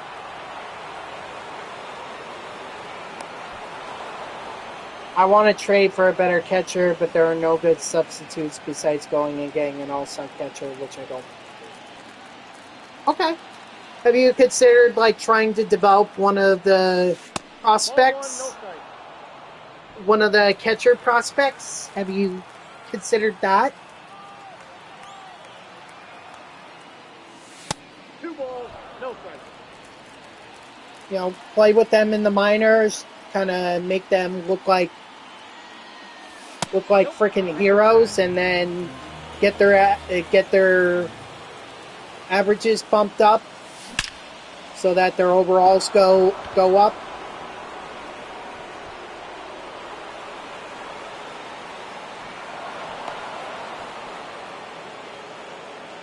Yes, I called up Teal, the Red Sox draft him last year. He'll timeshare with Connor Wellington.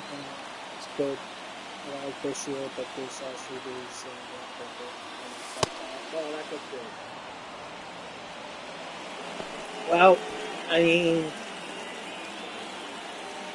you could do what I do, bump up the sliders in your favor so that you can rip with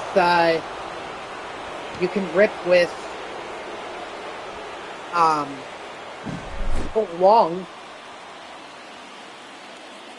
But if you feel like you need a better catcher,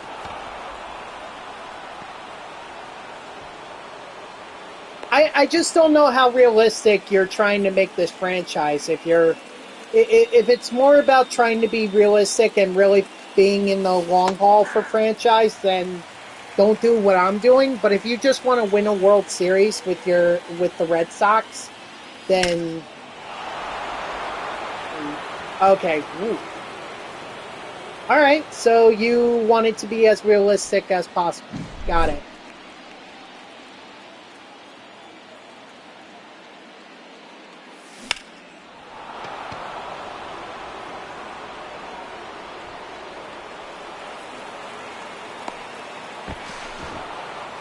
I have to remember that for realistic Number 7, Antoine. hey, ooh, wow.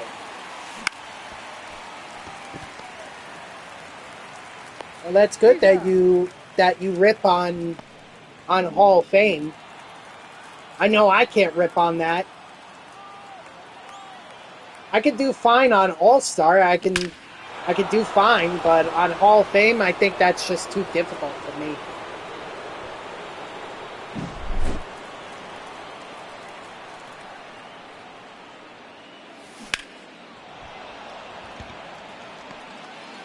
Ah, rip.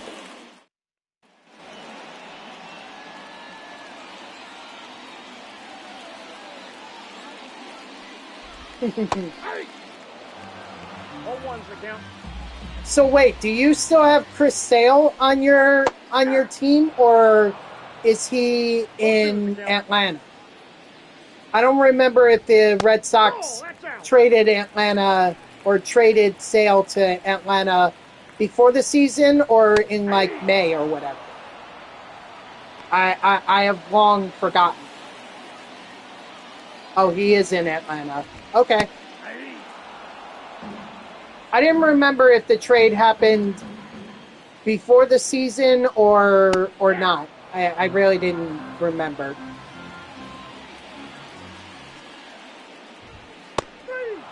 Strike 3, sit down.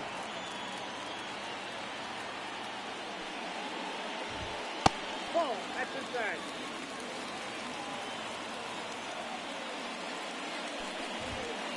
The good thing that you signed Montgomery out of free agency and JD Martinez. Yeah, JD is a good pickup. Jordan Montgomery, you can easily... Oh, the pitcher you're talking about, right? Which is what the...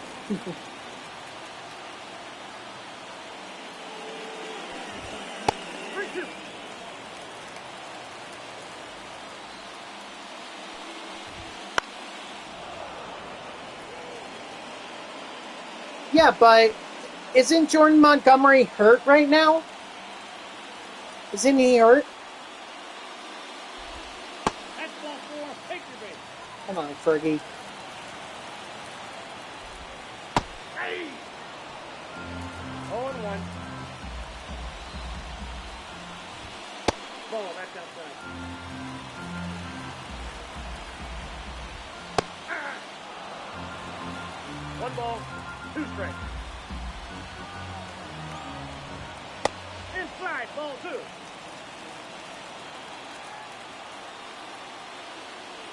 I got 3 and 2.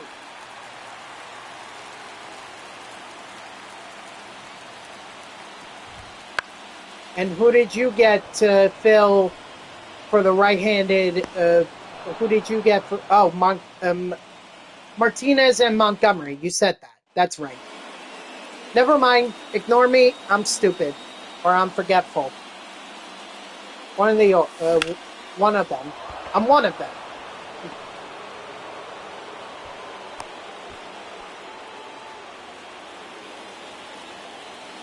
The batter, the center fielder, Shohei Ohtani.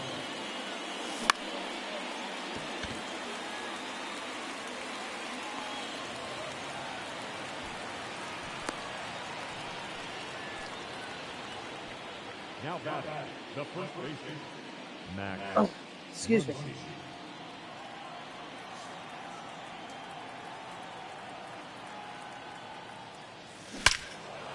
Nice, Muncie. Felt like I squared that one up. Oh, he's active? Oh, okay. Okay, I thought he was still hurt, but I guess he's active now.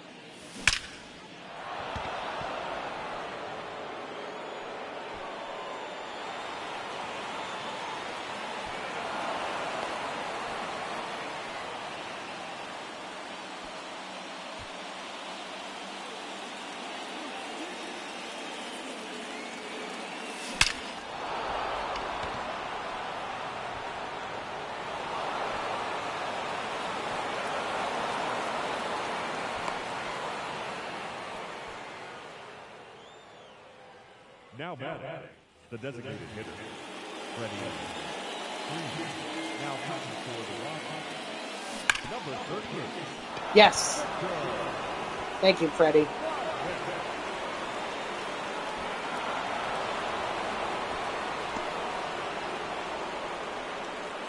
You know, Gamer, I have to wonder if MLB The Show purposely did these stat missions in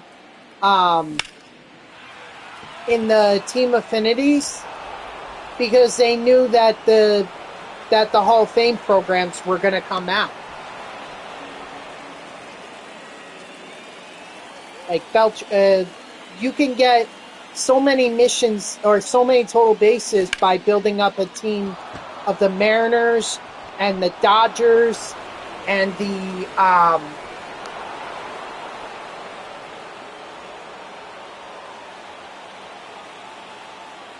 Rangers. Like, you could get so many of the total bases missions done just by doing these programs. And I'm just talking about Beltre. I mean, Todd Helton, you have him on the Rockies, and then you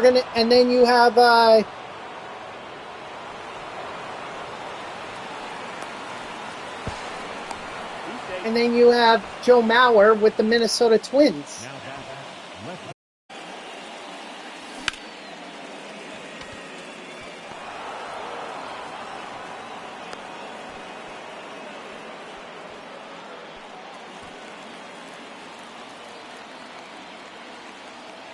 So you could get a lot of missions done just by doing this. And the Red Sox. I forgot about the Red Sox.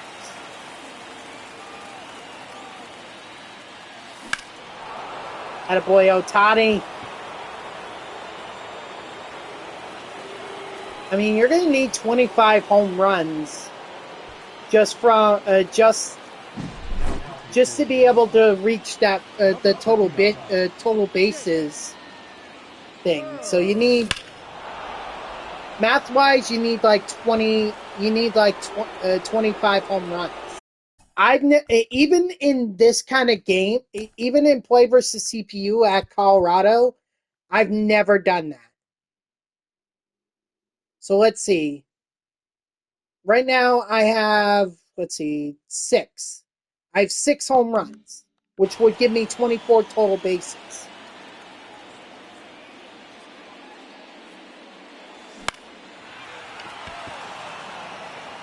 Now that's going to get covered.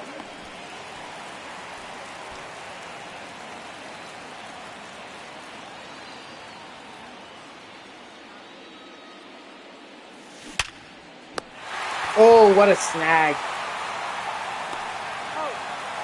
Can't even be mad about that. That was just a fantastic play.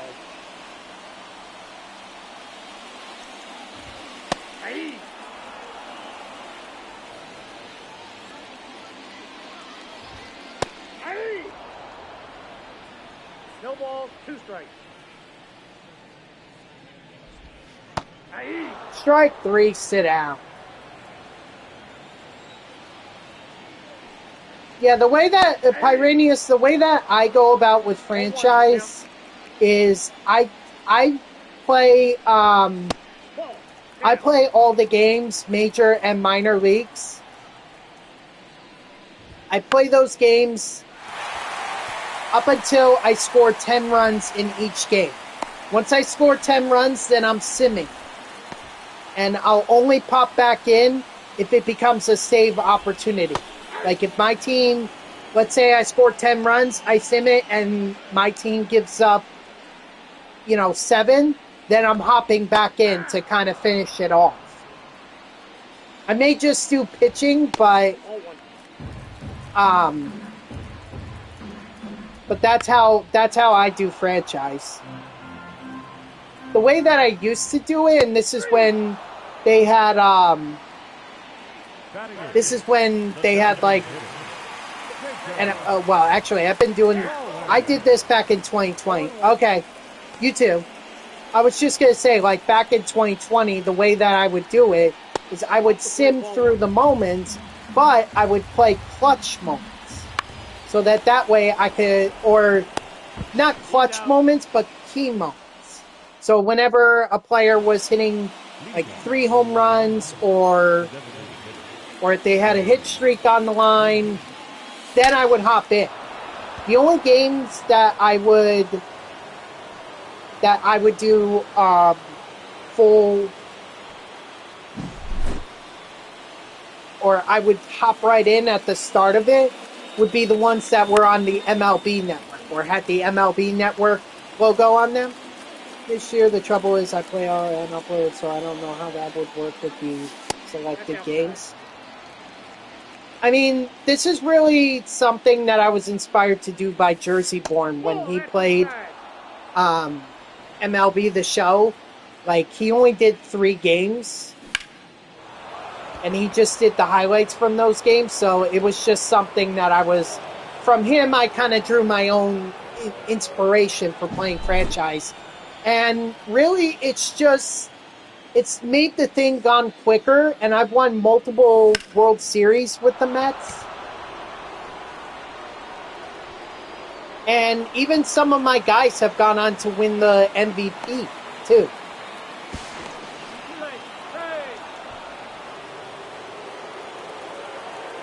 So I understand. I just, for me personally, I'm trying to get through the season as quickly as possible.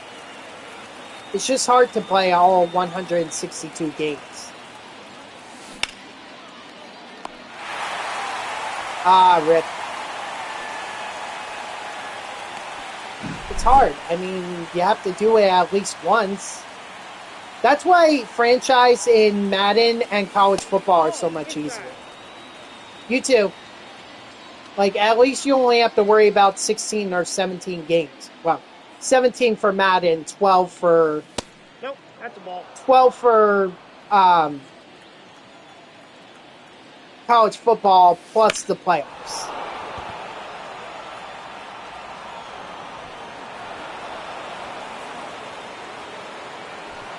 But, I mean, I did multiple years with the Mets doing the strategy that I did in 2020. And I won multiple World Series. Now pitching for the Rockies, number 61. Got it. That's just how I did it. And of course, the way I do it now is just play all the games, but once I get to over 10 runs, then I'm simming. 0-1.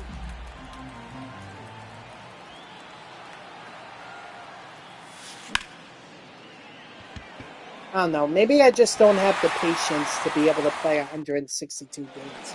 And it's not like I've touched franchise since I got over my PlayStation overheated.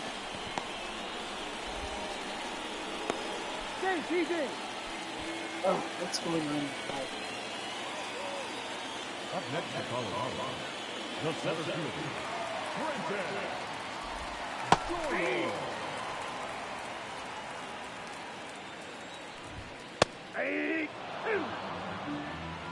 0-2. Strike 3, sit down. The right fielder, number 19, Charlie Blackman. Nope. Counts 1-0. There we go. Double play.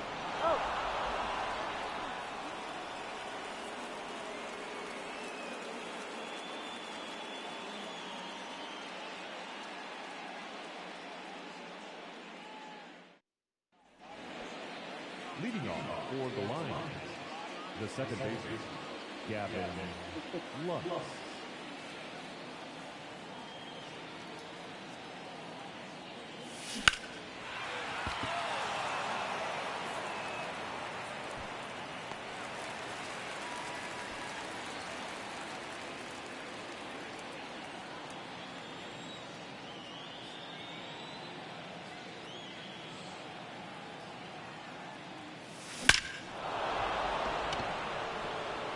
Attaboy Will Smith. Tuesday. The batter, number 5, designated hitter, Freddie Freeman.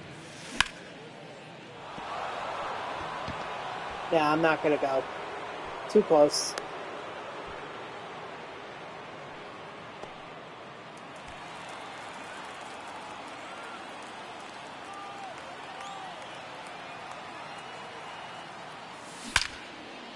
Nice.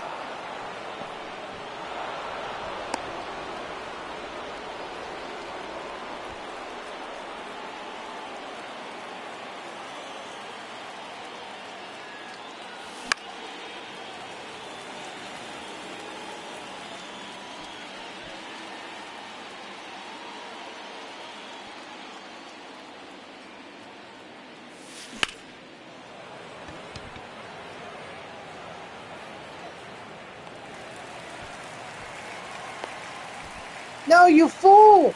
No!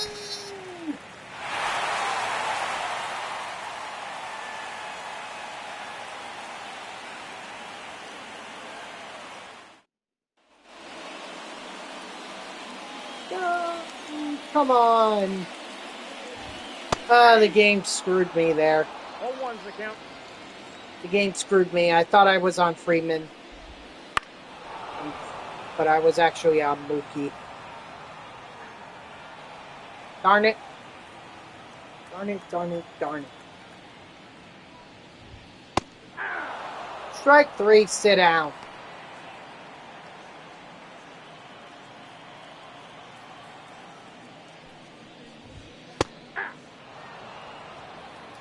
Hello, Woogie Man. How are you? Welcome in. I appreciate you stopping by.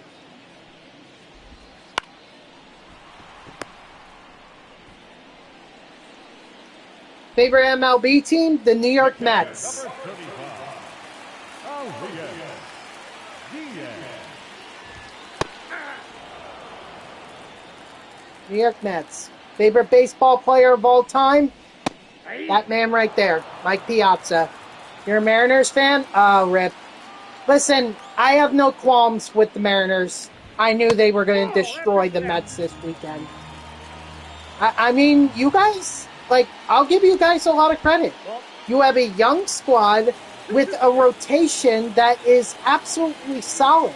I think a lot of people are sleeping on the Mariners, and that is, and they really shouldn't be. I think they deserve as much serious consideration to be a World Series contender as any.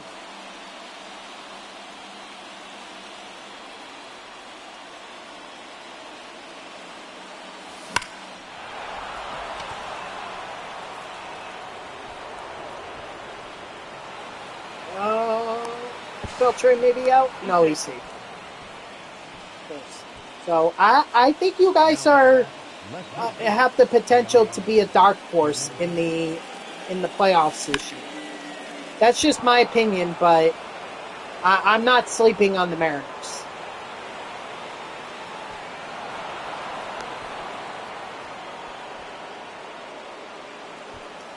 Now the 17th, You know what's funny is I was actually friends with a former college classmate of mine who is also a Mariners fan.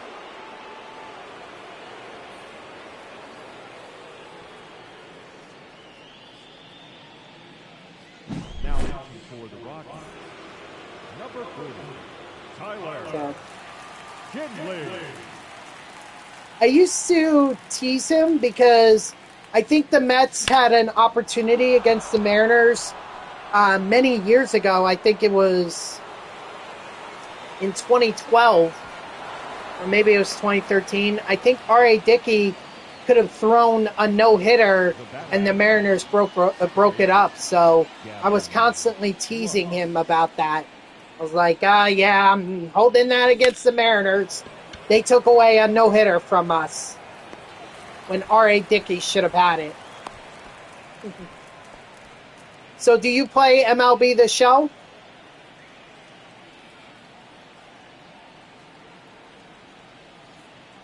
You do? Good. All right, what's your team look like?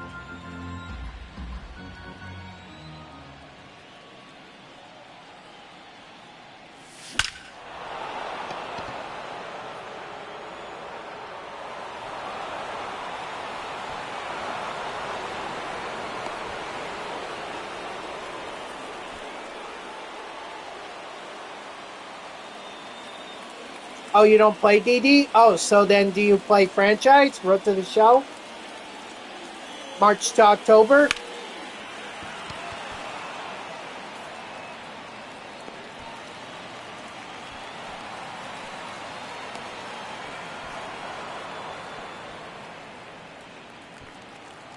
Franchise draft? Oh, okay. Nice. 1-0. What's your, well, what does your franchise team look like then?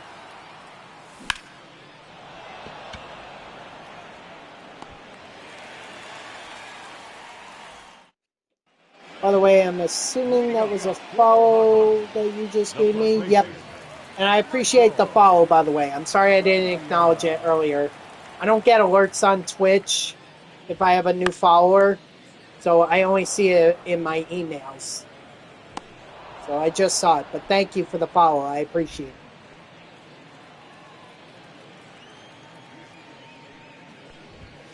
Hey.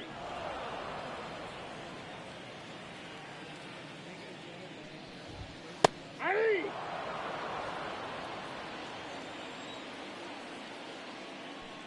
What's funny is that another viewer of mine, Pyranius, and we were just talking about franchise, actually. He was telling me about his Red Sox franchise, and he was telling me it looks too good for him, so he's on Hall of Fame. 0-1. So, excuse me. So he tries to. So he's thinking about bumping it up to Legend difficulty. Nope. Ball 1. Vladdy Jr. Okay. Altuve. All right. Strike 3. Sit down. Gunnar Henderson. Number 12. Ellie De La Cruz at third. Interesting.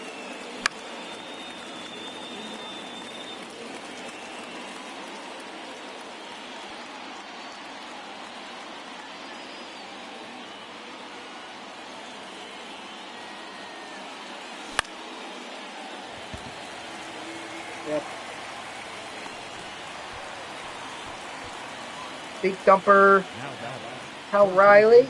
Okay, so at least you're keeping Cal Riley on the team. Okay.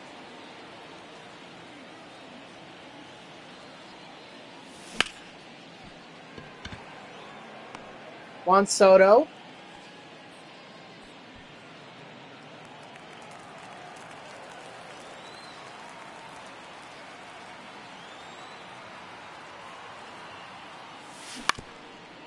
Julio Rodriguez, good, another Mariners. And then Aaron Judge in left. Okay. And what about your rotation? What's your rotation look like?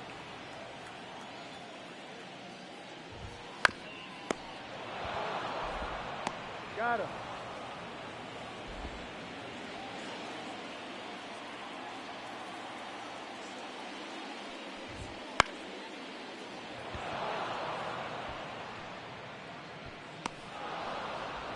First pitcher, Paul Skeens.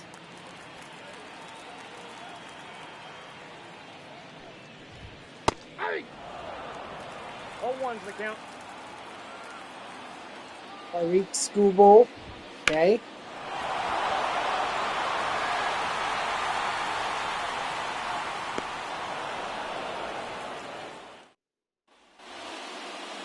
Leading off for the line, the center fielder, Framber Valdez. So you got two lefties in there.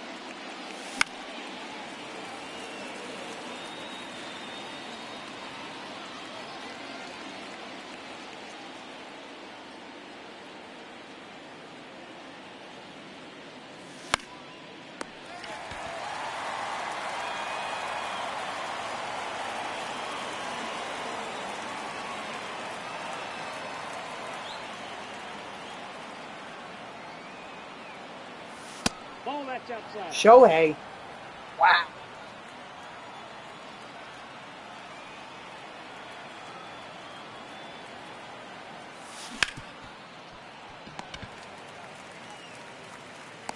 Oh.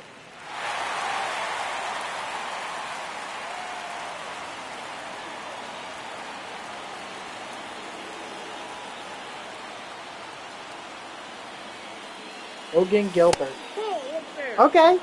That's a terrifying rotation, I'll just say that.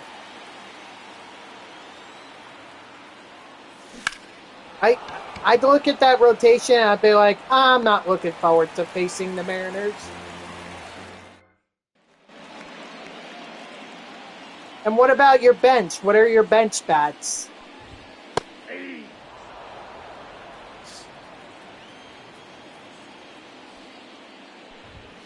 Hey. Two. No ball, 2 strikes. Ball 1. Right.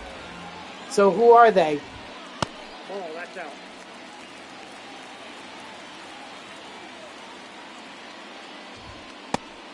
Strike 3, sit down.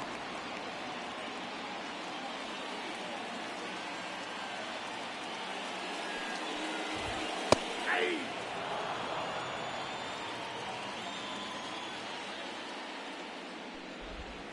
Hey.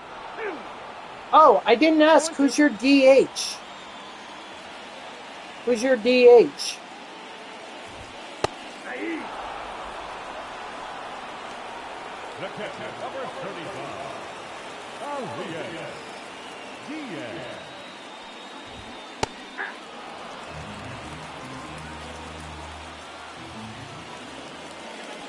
Strike 3, sit down, by the way. 0-2 That down. last set. 3. Strike 3, sit down.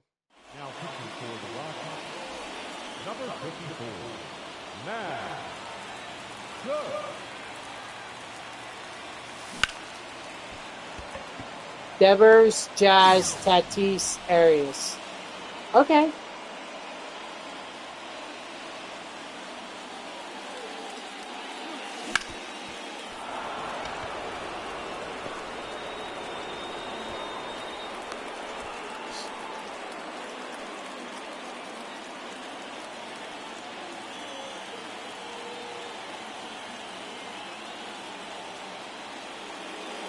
But you don't have a catcher there. You don't have a backup catcher. So what do you do for Cal Riley? What do you do for him?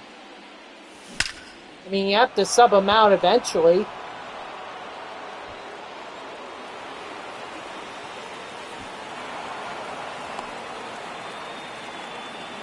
William Contreras. Okay, so do you just flip Cal Riley and William Contreras?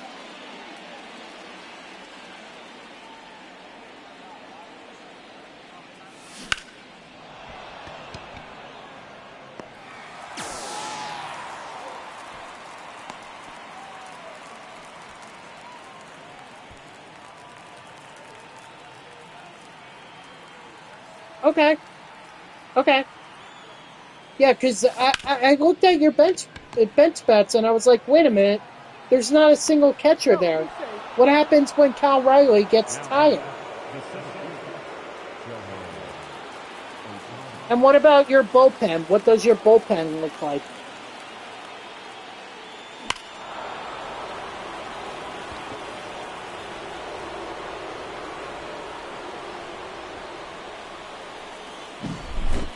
Now pitching for the Rockies, number 31, Riley. Whoa, that's down. 7 pitchers in the pen. Okay. I got a ball, 1 strike.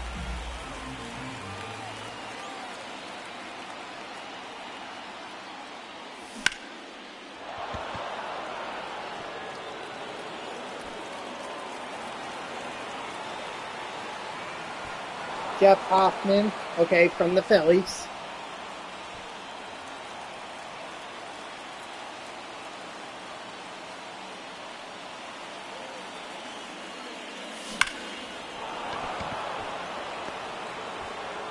Yimi Garcia. Well, now he's on the Mariners, but I'm assuming he in your franchise he was on the Blue Jays,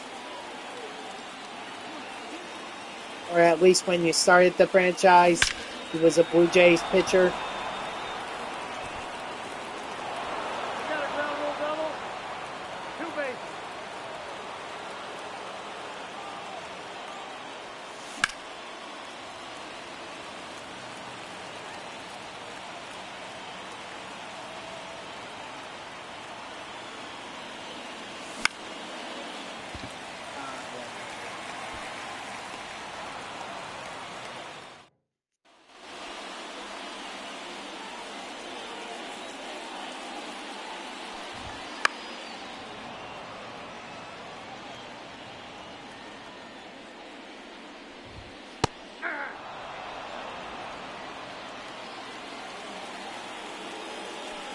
Brian Abreu from the Astros.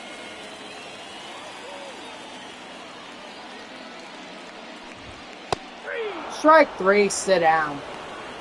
Now back, number 7, second baseman, Roger.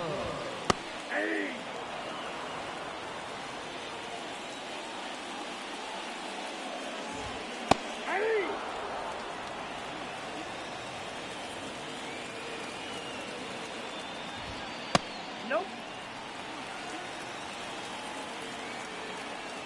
Yenier Cano, which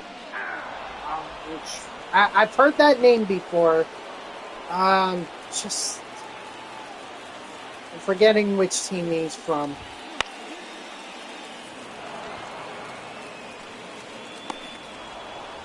But okay.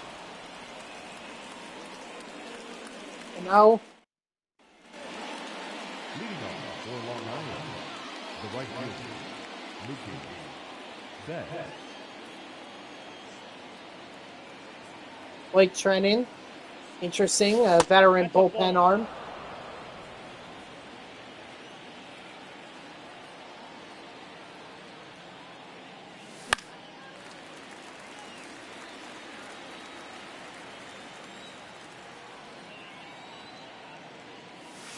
Two, 1.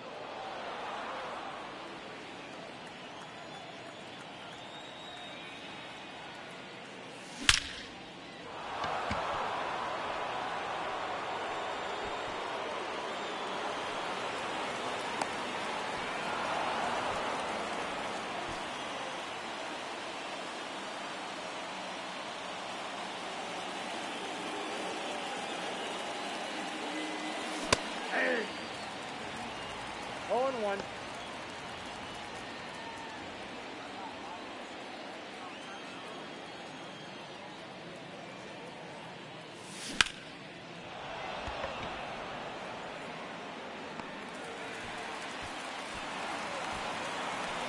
Ben Joyce from the Angels. Now got And now this is probably your closer, Beltre. Jonathan Clauset. Okay. Oh, not Emmanuel? Wow, Beltre, I give you a freaking RBI chance and you blow it. Now back, left fielder, Oh, Christ. That's a very solid squad. Oh, you meant Emmanuel Clase. Okay. Yeah, I was like, wait a minute, there's a Jonathan Clase? Not Emmanuel? Very solid bullpen.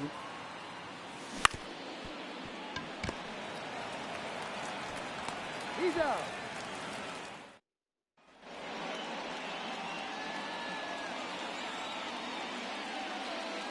Ah, the Orioles, you're right. You're right, he's on the Orioles. I knew I heard that name somewhere before. I couldn't remember. Usually other divisions, it's hard for me to remember who's on what team. Like, I can, for the most part, I know who's on the Mets, the Phillies, the Braves, the Marlins. Although, actually, now the Marlins, I don't even know. And then the Nationals, yes.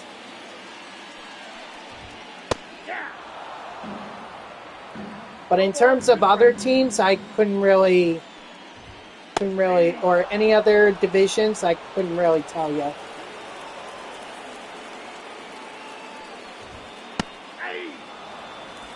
He got off to a very rough start this year. He was giving up home runs, like, in very bad situations. It was like, he definitely did not look like the 2022 closer that we had.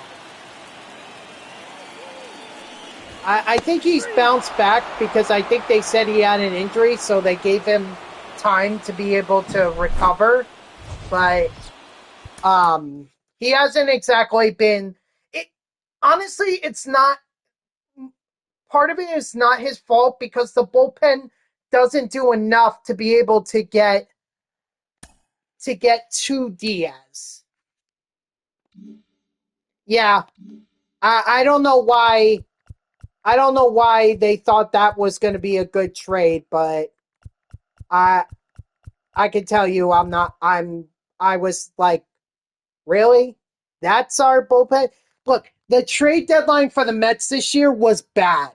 It was bad. They did nothing to improve the bullpen, and honestly, I think we're starting to, or even the rotation, and I think we're starting to see the effects of that. And it comes at a terrible time too. Like,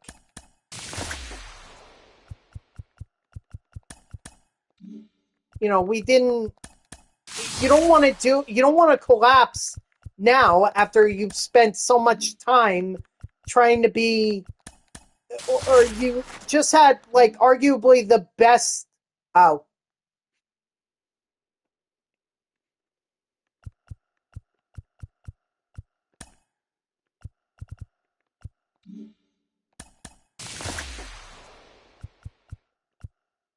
Okay, so what I was saying was that the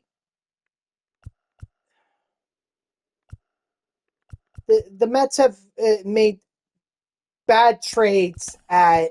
I mean, were they earth-shattering? No. Earth-shattering bad? No.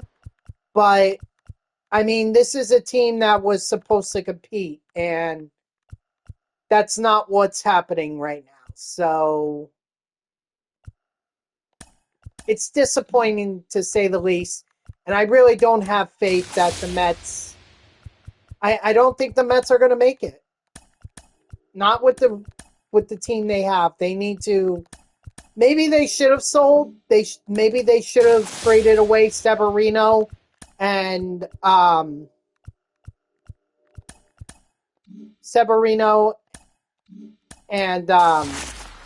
Manaya. Maybe they should have. But they were in a bad spot. Wow, got Paul Skeens. Nice. Yes, I know. Their offense is very streaky. The offense is very streaky. It could be hot one moment, or it can be hot for a good portion, and then cold the next. But honestly, I think we went up against a very solid rotation in the Mariners that it was like, I'm even surprised we scored one run. against the Mariners, if I'm being honest.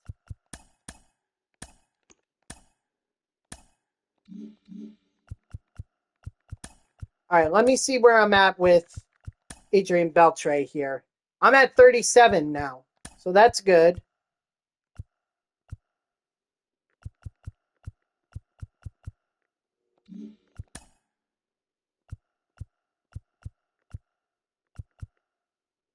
Who's my favorite player on the Mets right now? I mean, it's Pete Alonso, but I don't know how much longer he's going to be. I don't even know if he's going to return to the Mets. I'd like to see him return, but if he's going to be asking for a crazy amount of money, I'm sorry, he has done nothing this year to prove that he's worth it.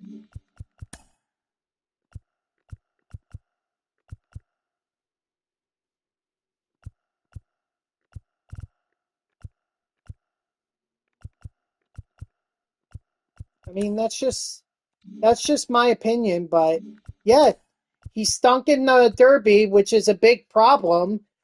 I think that was his best opportunity to showcase the world what he could do.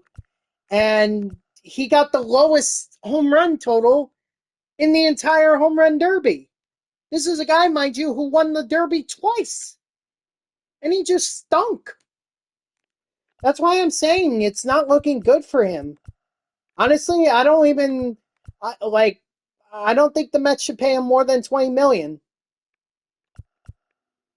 If he asks for $25 million, goodbye. We'll go sign Juan Soto for that and more. At least Juan Soto has the capability to be great, and he's much younger than Pete Alonso. Let that just show that where it's at this season with the Mets, that I'm like calling for them not to sign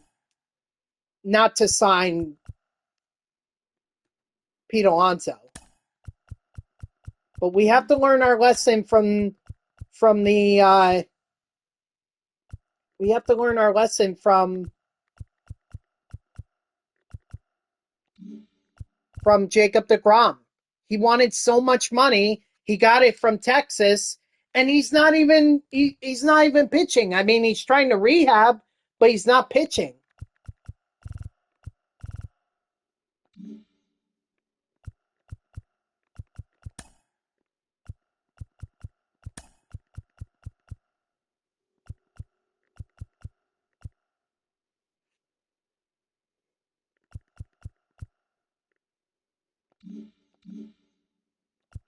I think I'm gonna. Should I do it now or? What I was gonna suggest doing is maybe I'll take a break from the Beltre program and just try to get the total bases with the Padres so that I can get up to the next.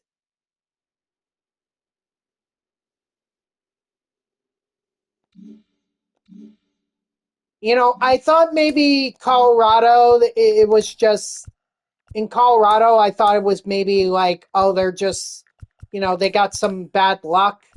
I don't think it's bad luck. I don't think they can field. I think they're in a world of trouble.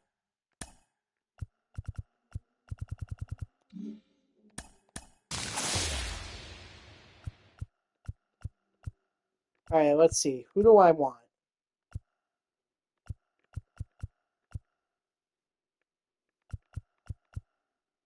Let's do Seaver King. Get the Nationals on there. Oh, I did mean to. Oh, excuse me. Moments of Glory program. I don't know what that's going to entail, but.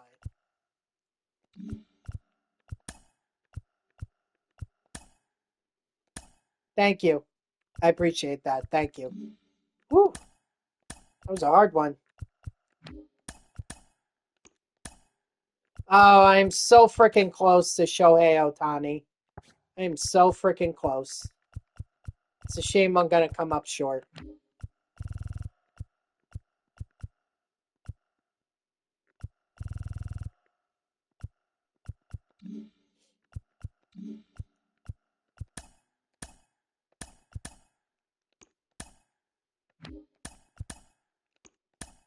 Hold on, I'm just going through and...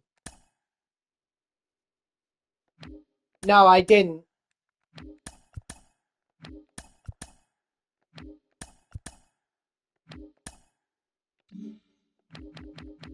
So freaking close. 12. I need 12 more cards to get to Frank Thomas. I mean, I should get that. That shouldn't be too difficult.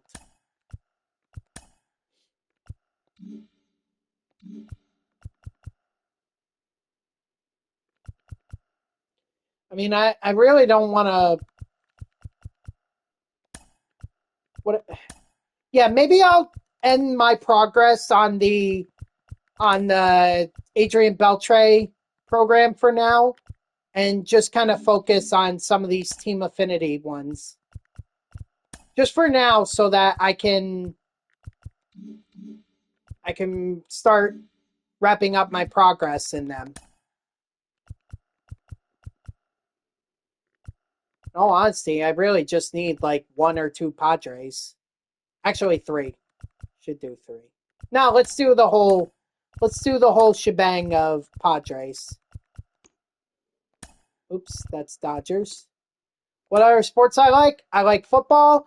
I like NASCAR.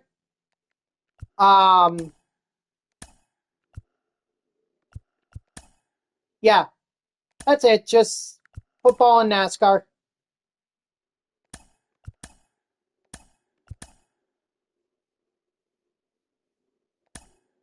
Favorite football team? The New York Jets. Sadly. I'm not gonna say it's a winner for me. I'm not saying that, but it's that's what I went with, so I'm paying the price.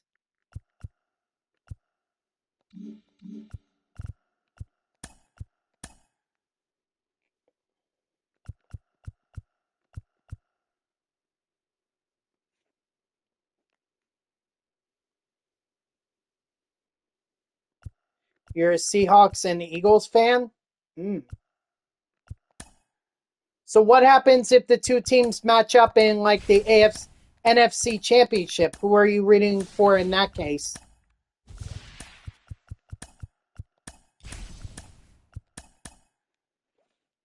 Seahawks? Okay. I love the non-hesitancy there. I respect that.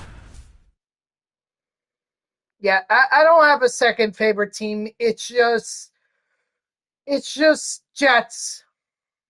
You know, does that make me sad? Yes. But all the more better when they actually have a good season that they'll end up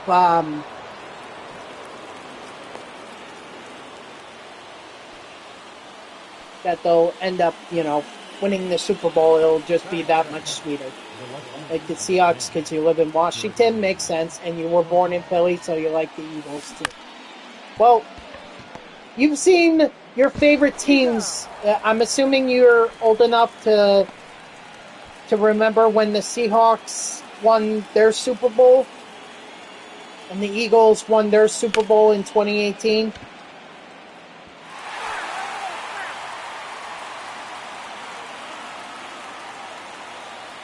So you've seen both your... Yeah, okay, so you've seen both your teams win... Both your favorite teams win Super Bowls. You are a much happier person than I am. I've only seen the Jets get to the AFC Championship game twice. And that was with Mark Sanchez. How sad is that? Inside, ball 1. How sad.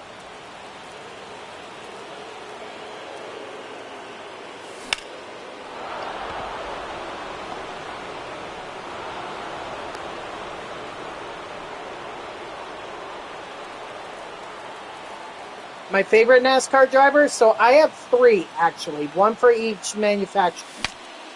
My top one is Joey Logano, the Ford.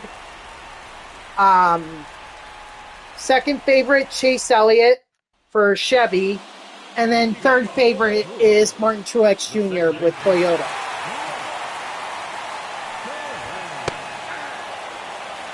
But my all-time favorite NASCAR driver, like, basically trumps them all, Jeff Gordon. I'm actually named after him. Strike 3, sit down. So, Jeff Gordon is my all-time favorite, but currently, you know, Logano, Elliott, and Truex are my favorites. No, that's low. Ball, that's outside.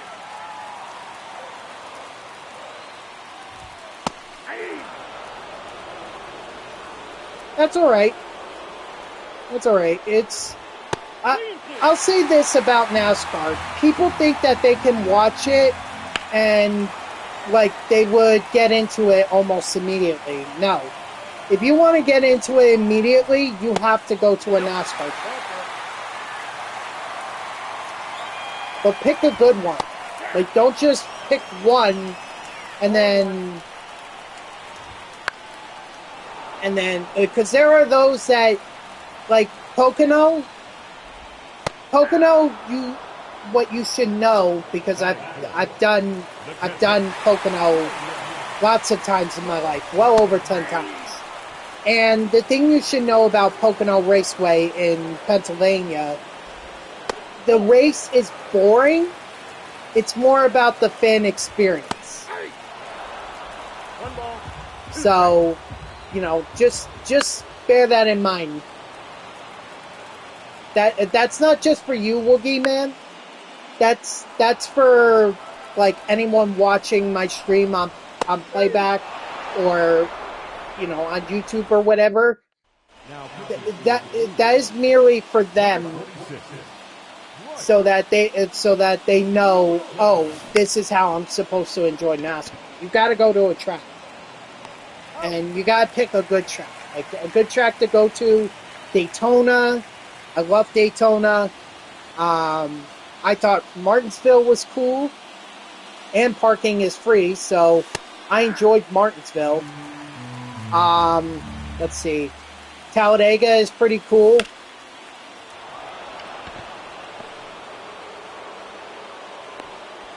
Trying to think what else.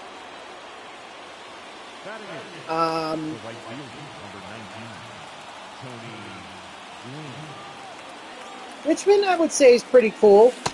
I mean, I didn't get a full experience with Richmond, but I've been there, and the race wasn't boring to me. At least when I went, it wasn't boring.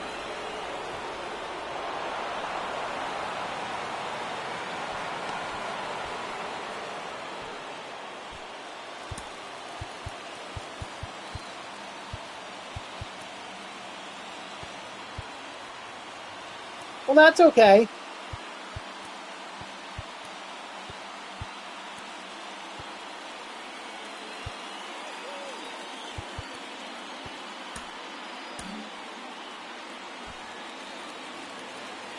What kind of car race was it then, if it wasn't NASCAR? Was it Formula One, IndyCar, dirt tracks?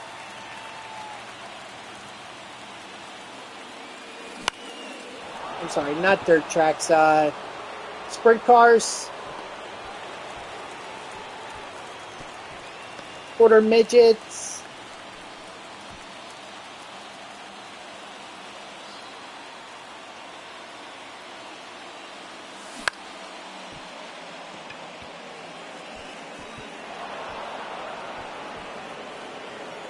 There were like 5 different classes. Yeah, was it a dirt track?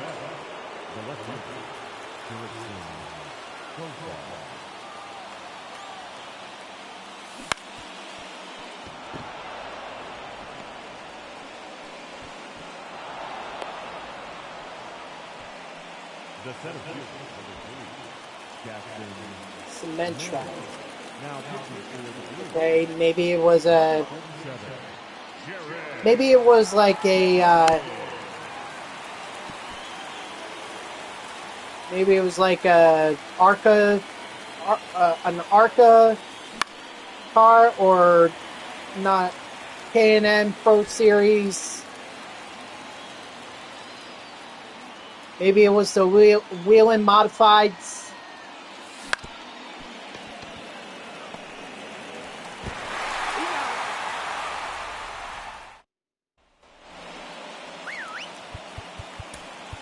Now pitching Daniel Hudson.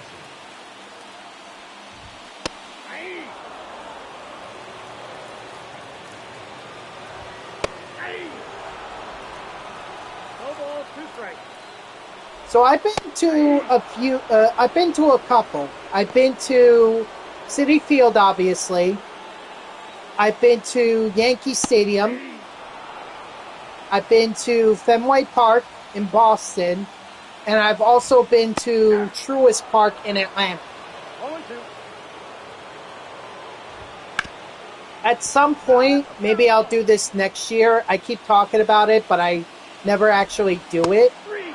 I'm thinking about doing like 3 baseball stadiums in one swing. And what I mean by that is I'm going to start in Philly, and I'm going to make my way southward to Washington, D.C. So I'll hit Citizens Bank Ballpark, or Camden Yards, and Nationals Park. And then I would just head back home. So those are definitely on my plan. That's definitely like a plan I'd like to execute on in the future. Other stadiums I'd like to visit Coors Field. I'd also like to visit T-Mobile Park in Seattle. I think that would be cool.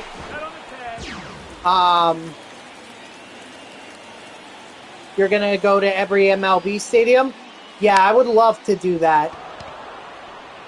I would love to go to every MLB stadium. Out.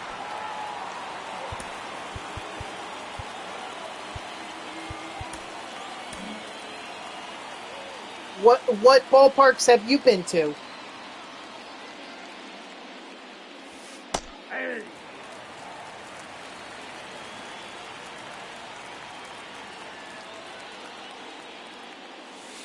Yep, that ball went out.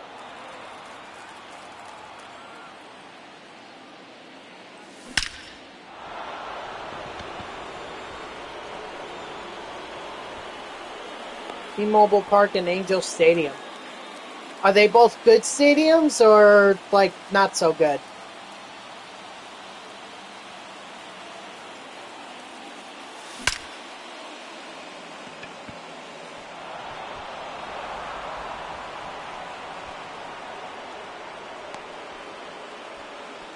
T-Mobile is super awesome. Okay. The right fielder, number 19, Tony Gwynn.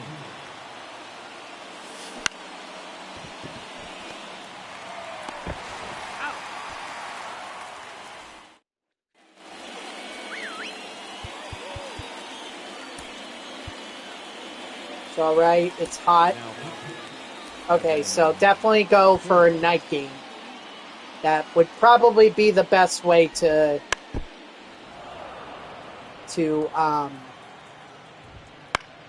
beat the heat.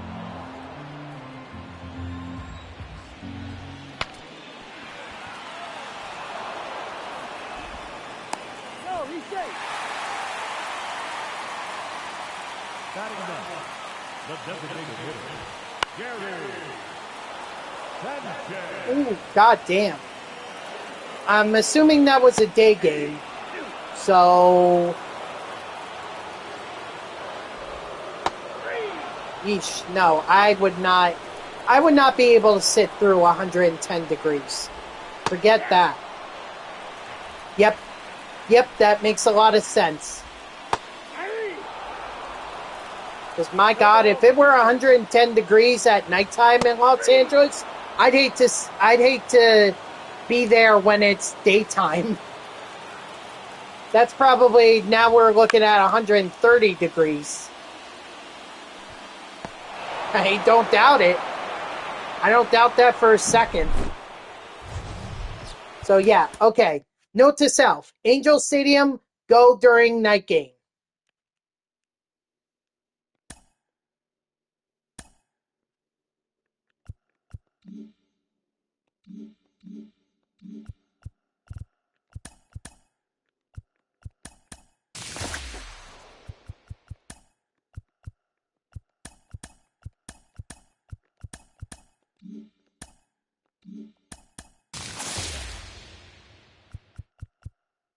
Okay, so it's either Rich Aurelio or Steve Finley. I think I'm going to go with Aurelia since he's the Terrace Club. What's the Terrace Club?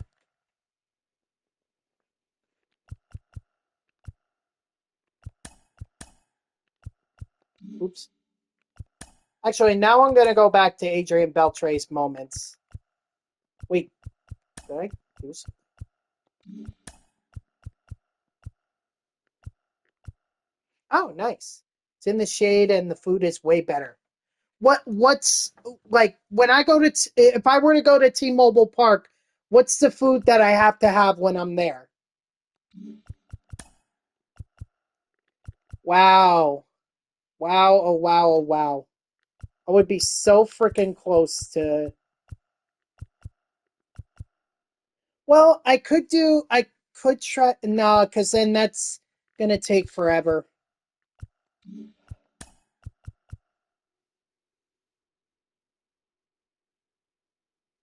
You know, if I do Red Sox, chicken strip and garlic fries are helmet nachos or helmet nachos. Gotcha. I think the Mets have something similar for helmet nachos. Chicken strips and garlic fries. Maybe something similar. I don't know. I have to look. All right. So I'm changing my mind here, and we're actually going to finish up the Adrian Beltre program like this stream. I don't want to even give it. I don't want to even give it. I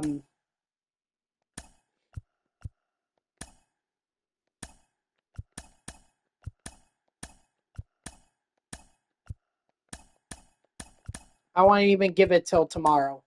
We're finishing it up tonight.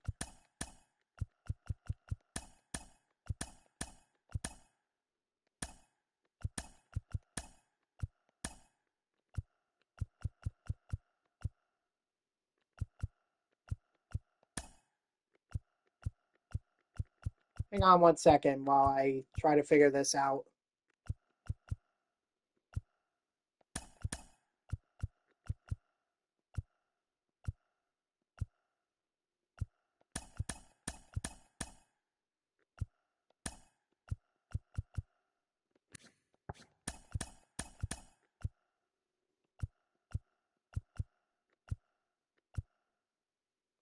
Yep, okay, we're good. All right, so this is what we're going to do. We're going to do a single conquest game again, like I just did. Or you can spend like which is right behind home plate. If you feel like you're on the field and they bring your food, actually. Whoops, my bad.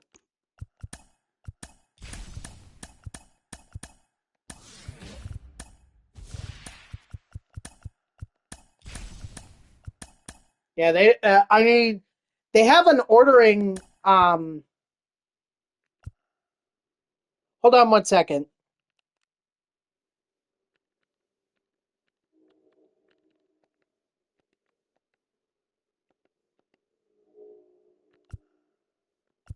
Okay, sorry about that. I just needed to check something.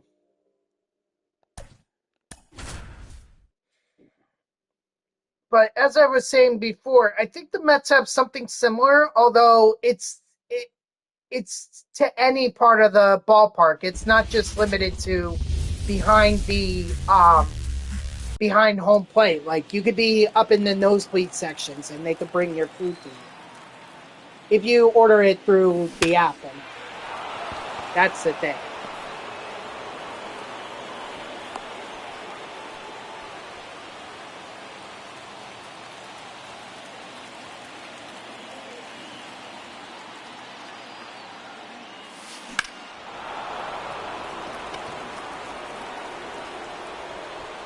Gone. Nice. All right, Jaron Duran.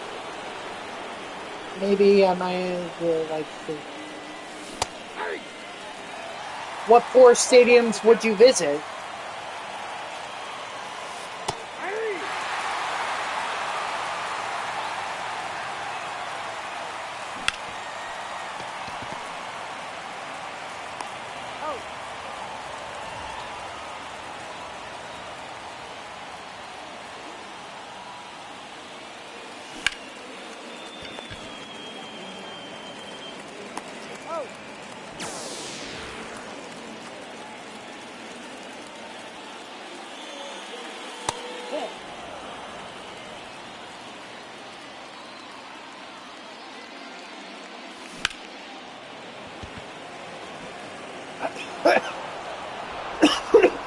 Okay, no problem.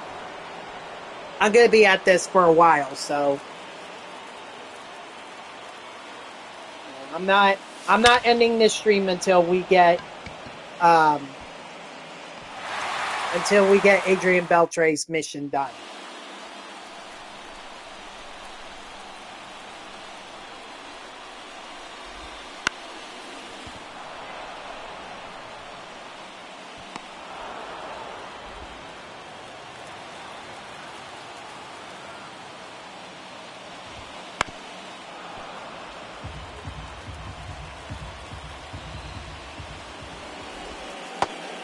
Ball 1.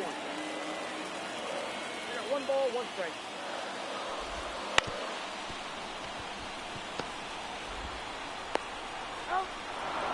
Got him.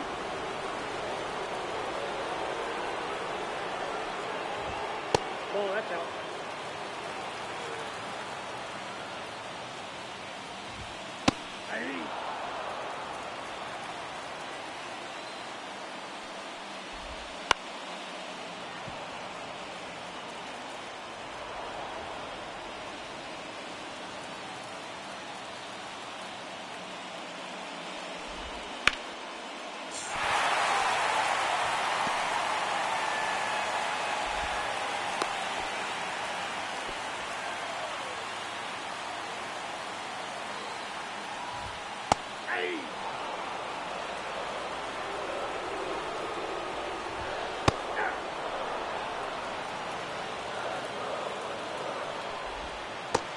Strike 3, sit down.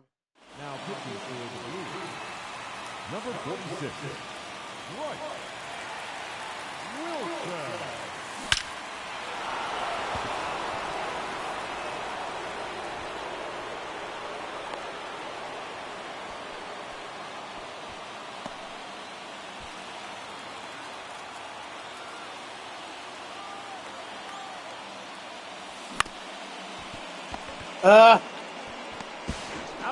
I mean, good thing Colton Wong is fast. Or, I'm sorry, not Colton Wong. Connor Wong. 78 speed for a catcher. I mean, that's JT Realmuto's.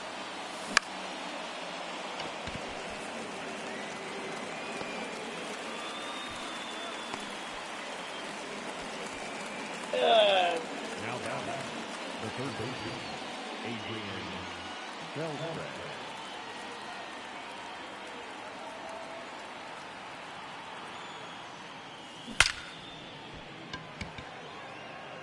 Dang. Oh well. Let's hope that... Oh, crap. Hold on. I screwed up. I screwed up badly.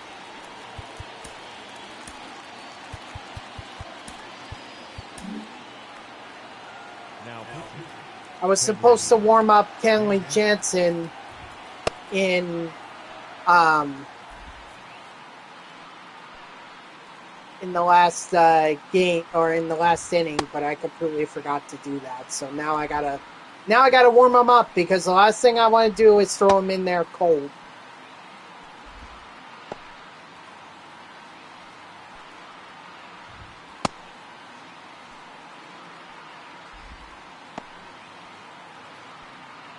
All right, he's ready.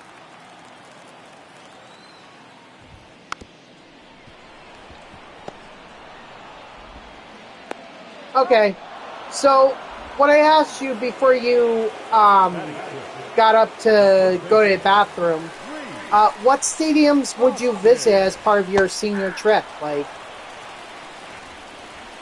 which ones are you like thinking about? 0-2.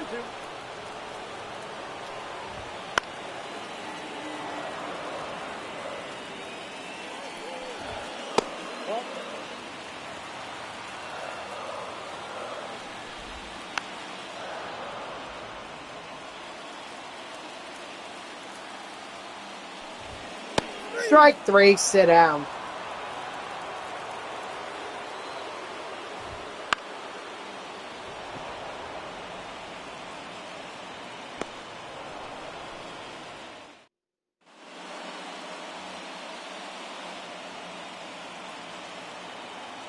Now pitching for the Blues, number 47, Jared Kane.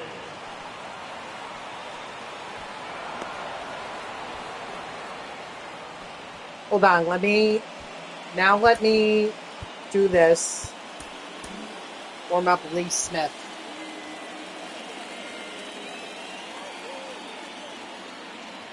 Wow. Okay, so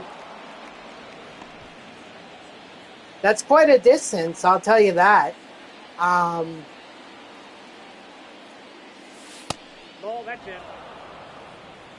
You know, because you're talking about at least Yankee Stadium and Citi Field are close. Hey. So I'll give you that. But going from Milwaukee to New York, or I mean, that's quite a bit of traveling. I'll say that. Like, what I would certainly recommend, although you do what you want, you know, you can,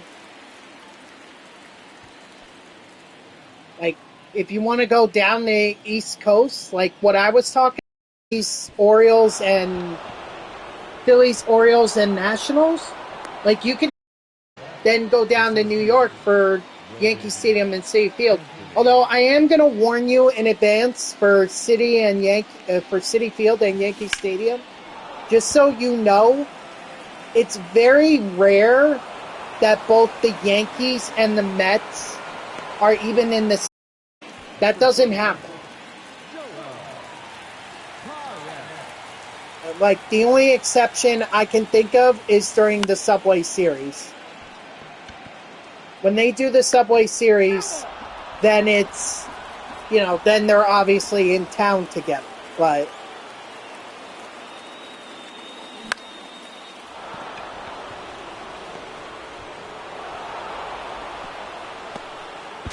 are you kidding me? Okay, well, Jansen's gonna have to get the save then. So I'm just letting you know that because I think that's something you should plan in advance for. Like, if you think about it, this weekend, the Yankees were playing against the Rangers at home, but the Mets were in Seattle against the Mariners. So usually Yankee Stadium and the Mets and Yankees are hardly ever in town at the same time.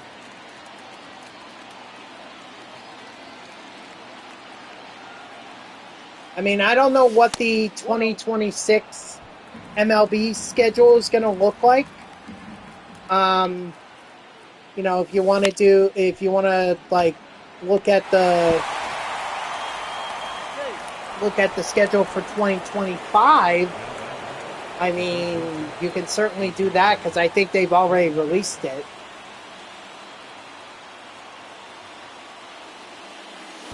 Or they've at least released the, like the planning for it. Anyway.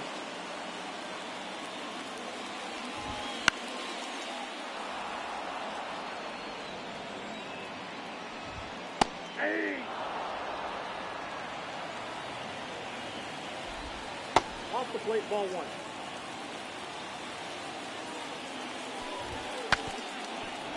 Have season No, he's out. down the street from T-Mobile. Nice. Wow. Good for you. The closest thing that I've ever had to season tickets was this pass that got me to see Mets game, as many Mets home games as I wanted for like $40 a month. And that was a good deal. Especially, and I used that in 2022. So perfect timing on my part to do that. I started doing it in June, but that's like the closest that's like the closest I've had to season tickets because my, at that time I was working 9 to 5 at work. And so I could just, after work, I could just go right out to Citi Field and go see a game. So it worked out perfectly for me. But now I don't do that. I really don't have time to go to Mets games anymore. Especially if I want to stream too. You know, if I want to stream, I can't really afford to be going to Mets games. How old am I? I'm in my late 20s. Closing up on my 30. On 30. I'm a couple of years off from 30. I'll put it that way. Okay, I think I got the... Whoops, not that. I think I got the XP mission. Right, I did. Okay, so here's the good news. Now I can go and do these moments, and I'll have the Adrian Beltre... I'll have the Adrian Beltre mission done. I'm sorry I'm not more specific with my age, but I don't like giving something away that would give like potential online crooks the ability to guess my or use my information to, you know, create identity theft. I'm very paranoid about that because I was actually a victim of identity theft last year. So that's why I don't like giving out information like that.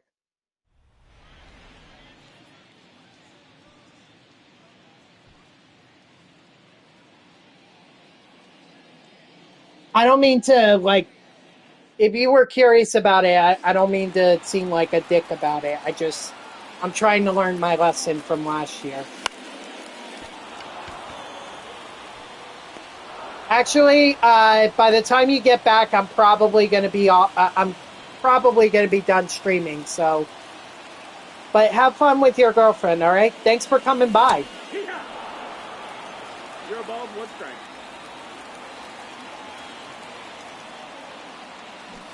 That's a ball. 1-1.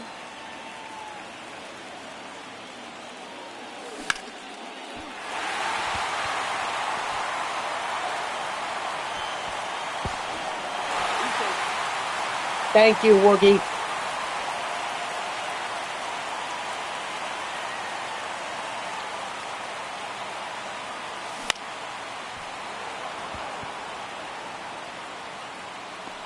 I think I'm going to have to restart. Yeah, because I don't even have any extra base hits. Excuse me. The third baseman, Adrian Beltre. Oh. You beat it.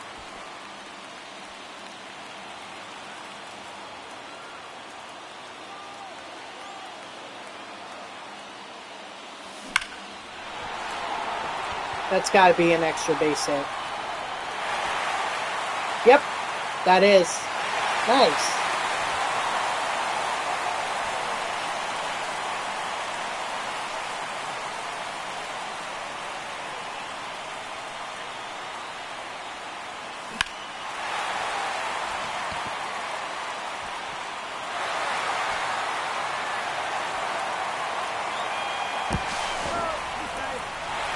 Excellent.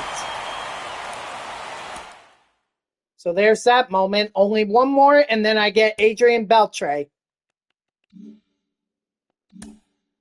Let's do this. 4 total bases. I'm assuming this is with the 99 Beltre. Excuse me. Batting third, the third baseman, Adrian Beltre.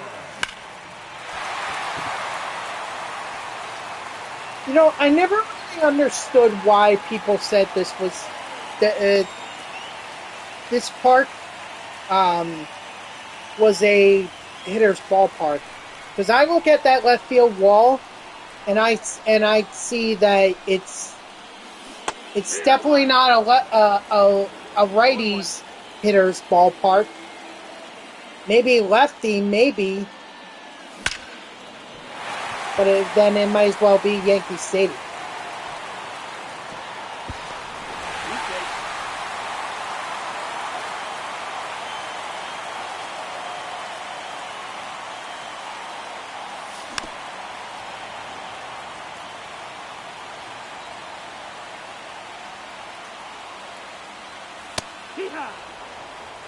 Good pitch.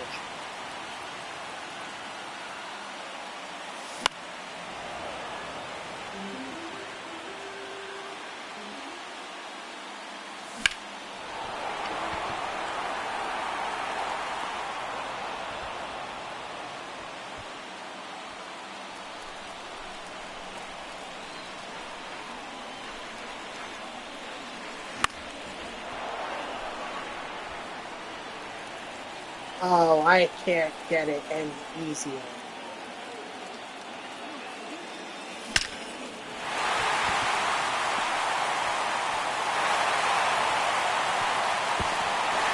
Nice. All right. That's it. Adrian Beltre is mine.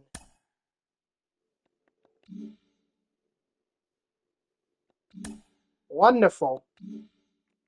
I thought that would take me a lot longer, but it did not. So I'm very happy about that. All right. Well, guys, that's going to do it for me. So thank you to everyone who tuned in. Even if it was only for a moment, I greatly appreciate it. If you haven't done so already, please be sure to follow me here on Twitch and or subscribe. Either one would make me a happy person. If you're watching this on YouTube, I thank you so much for tuning in. I hope that you liked the video and subscribe to my channel. And if you want to know when I go live, you can follow me on X at TTV NextJGGen24. It's my gamer tag that's in the upper left there. So go give me a follow. I'll usually post whenever I go live. You can also turn on notifications here on Twitch. That way Twitch sends you an email every time I start a stream. So we got a lot done here. We got the Tony Gwynn program done, and we got the Adrian Beltre program done as well. So now we're only left with Joe Mauer and Todd Helton. So tomorrow we are going to start, or we're going to continue on with Joe Mauer. We're going to get his mission done. Let's see. Repeatable. Going to need a lot of stat missions with Twins. I think I could do that. And then we need stat. Oh, we can? Let's see. Oops.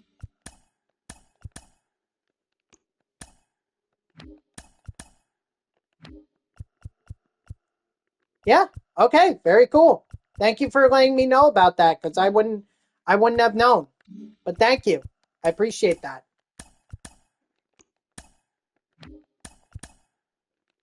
Now I'm only 10 cards away from now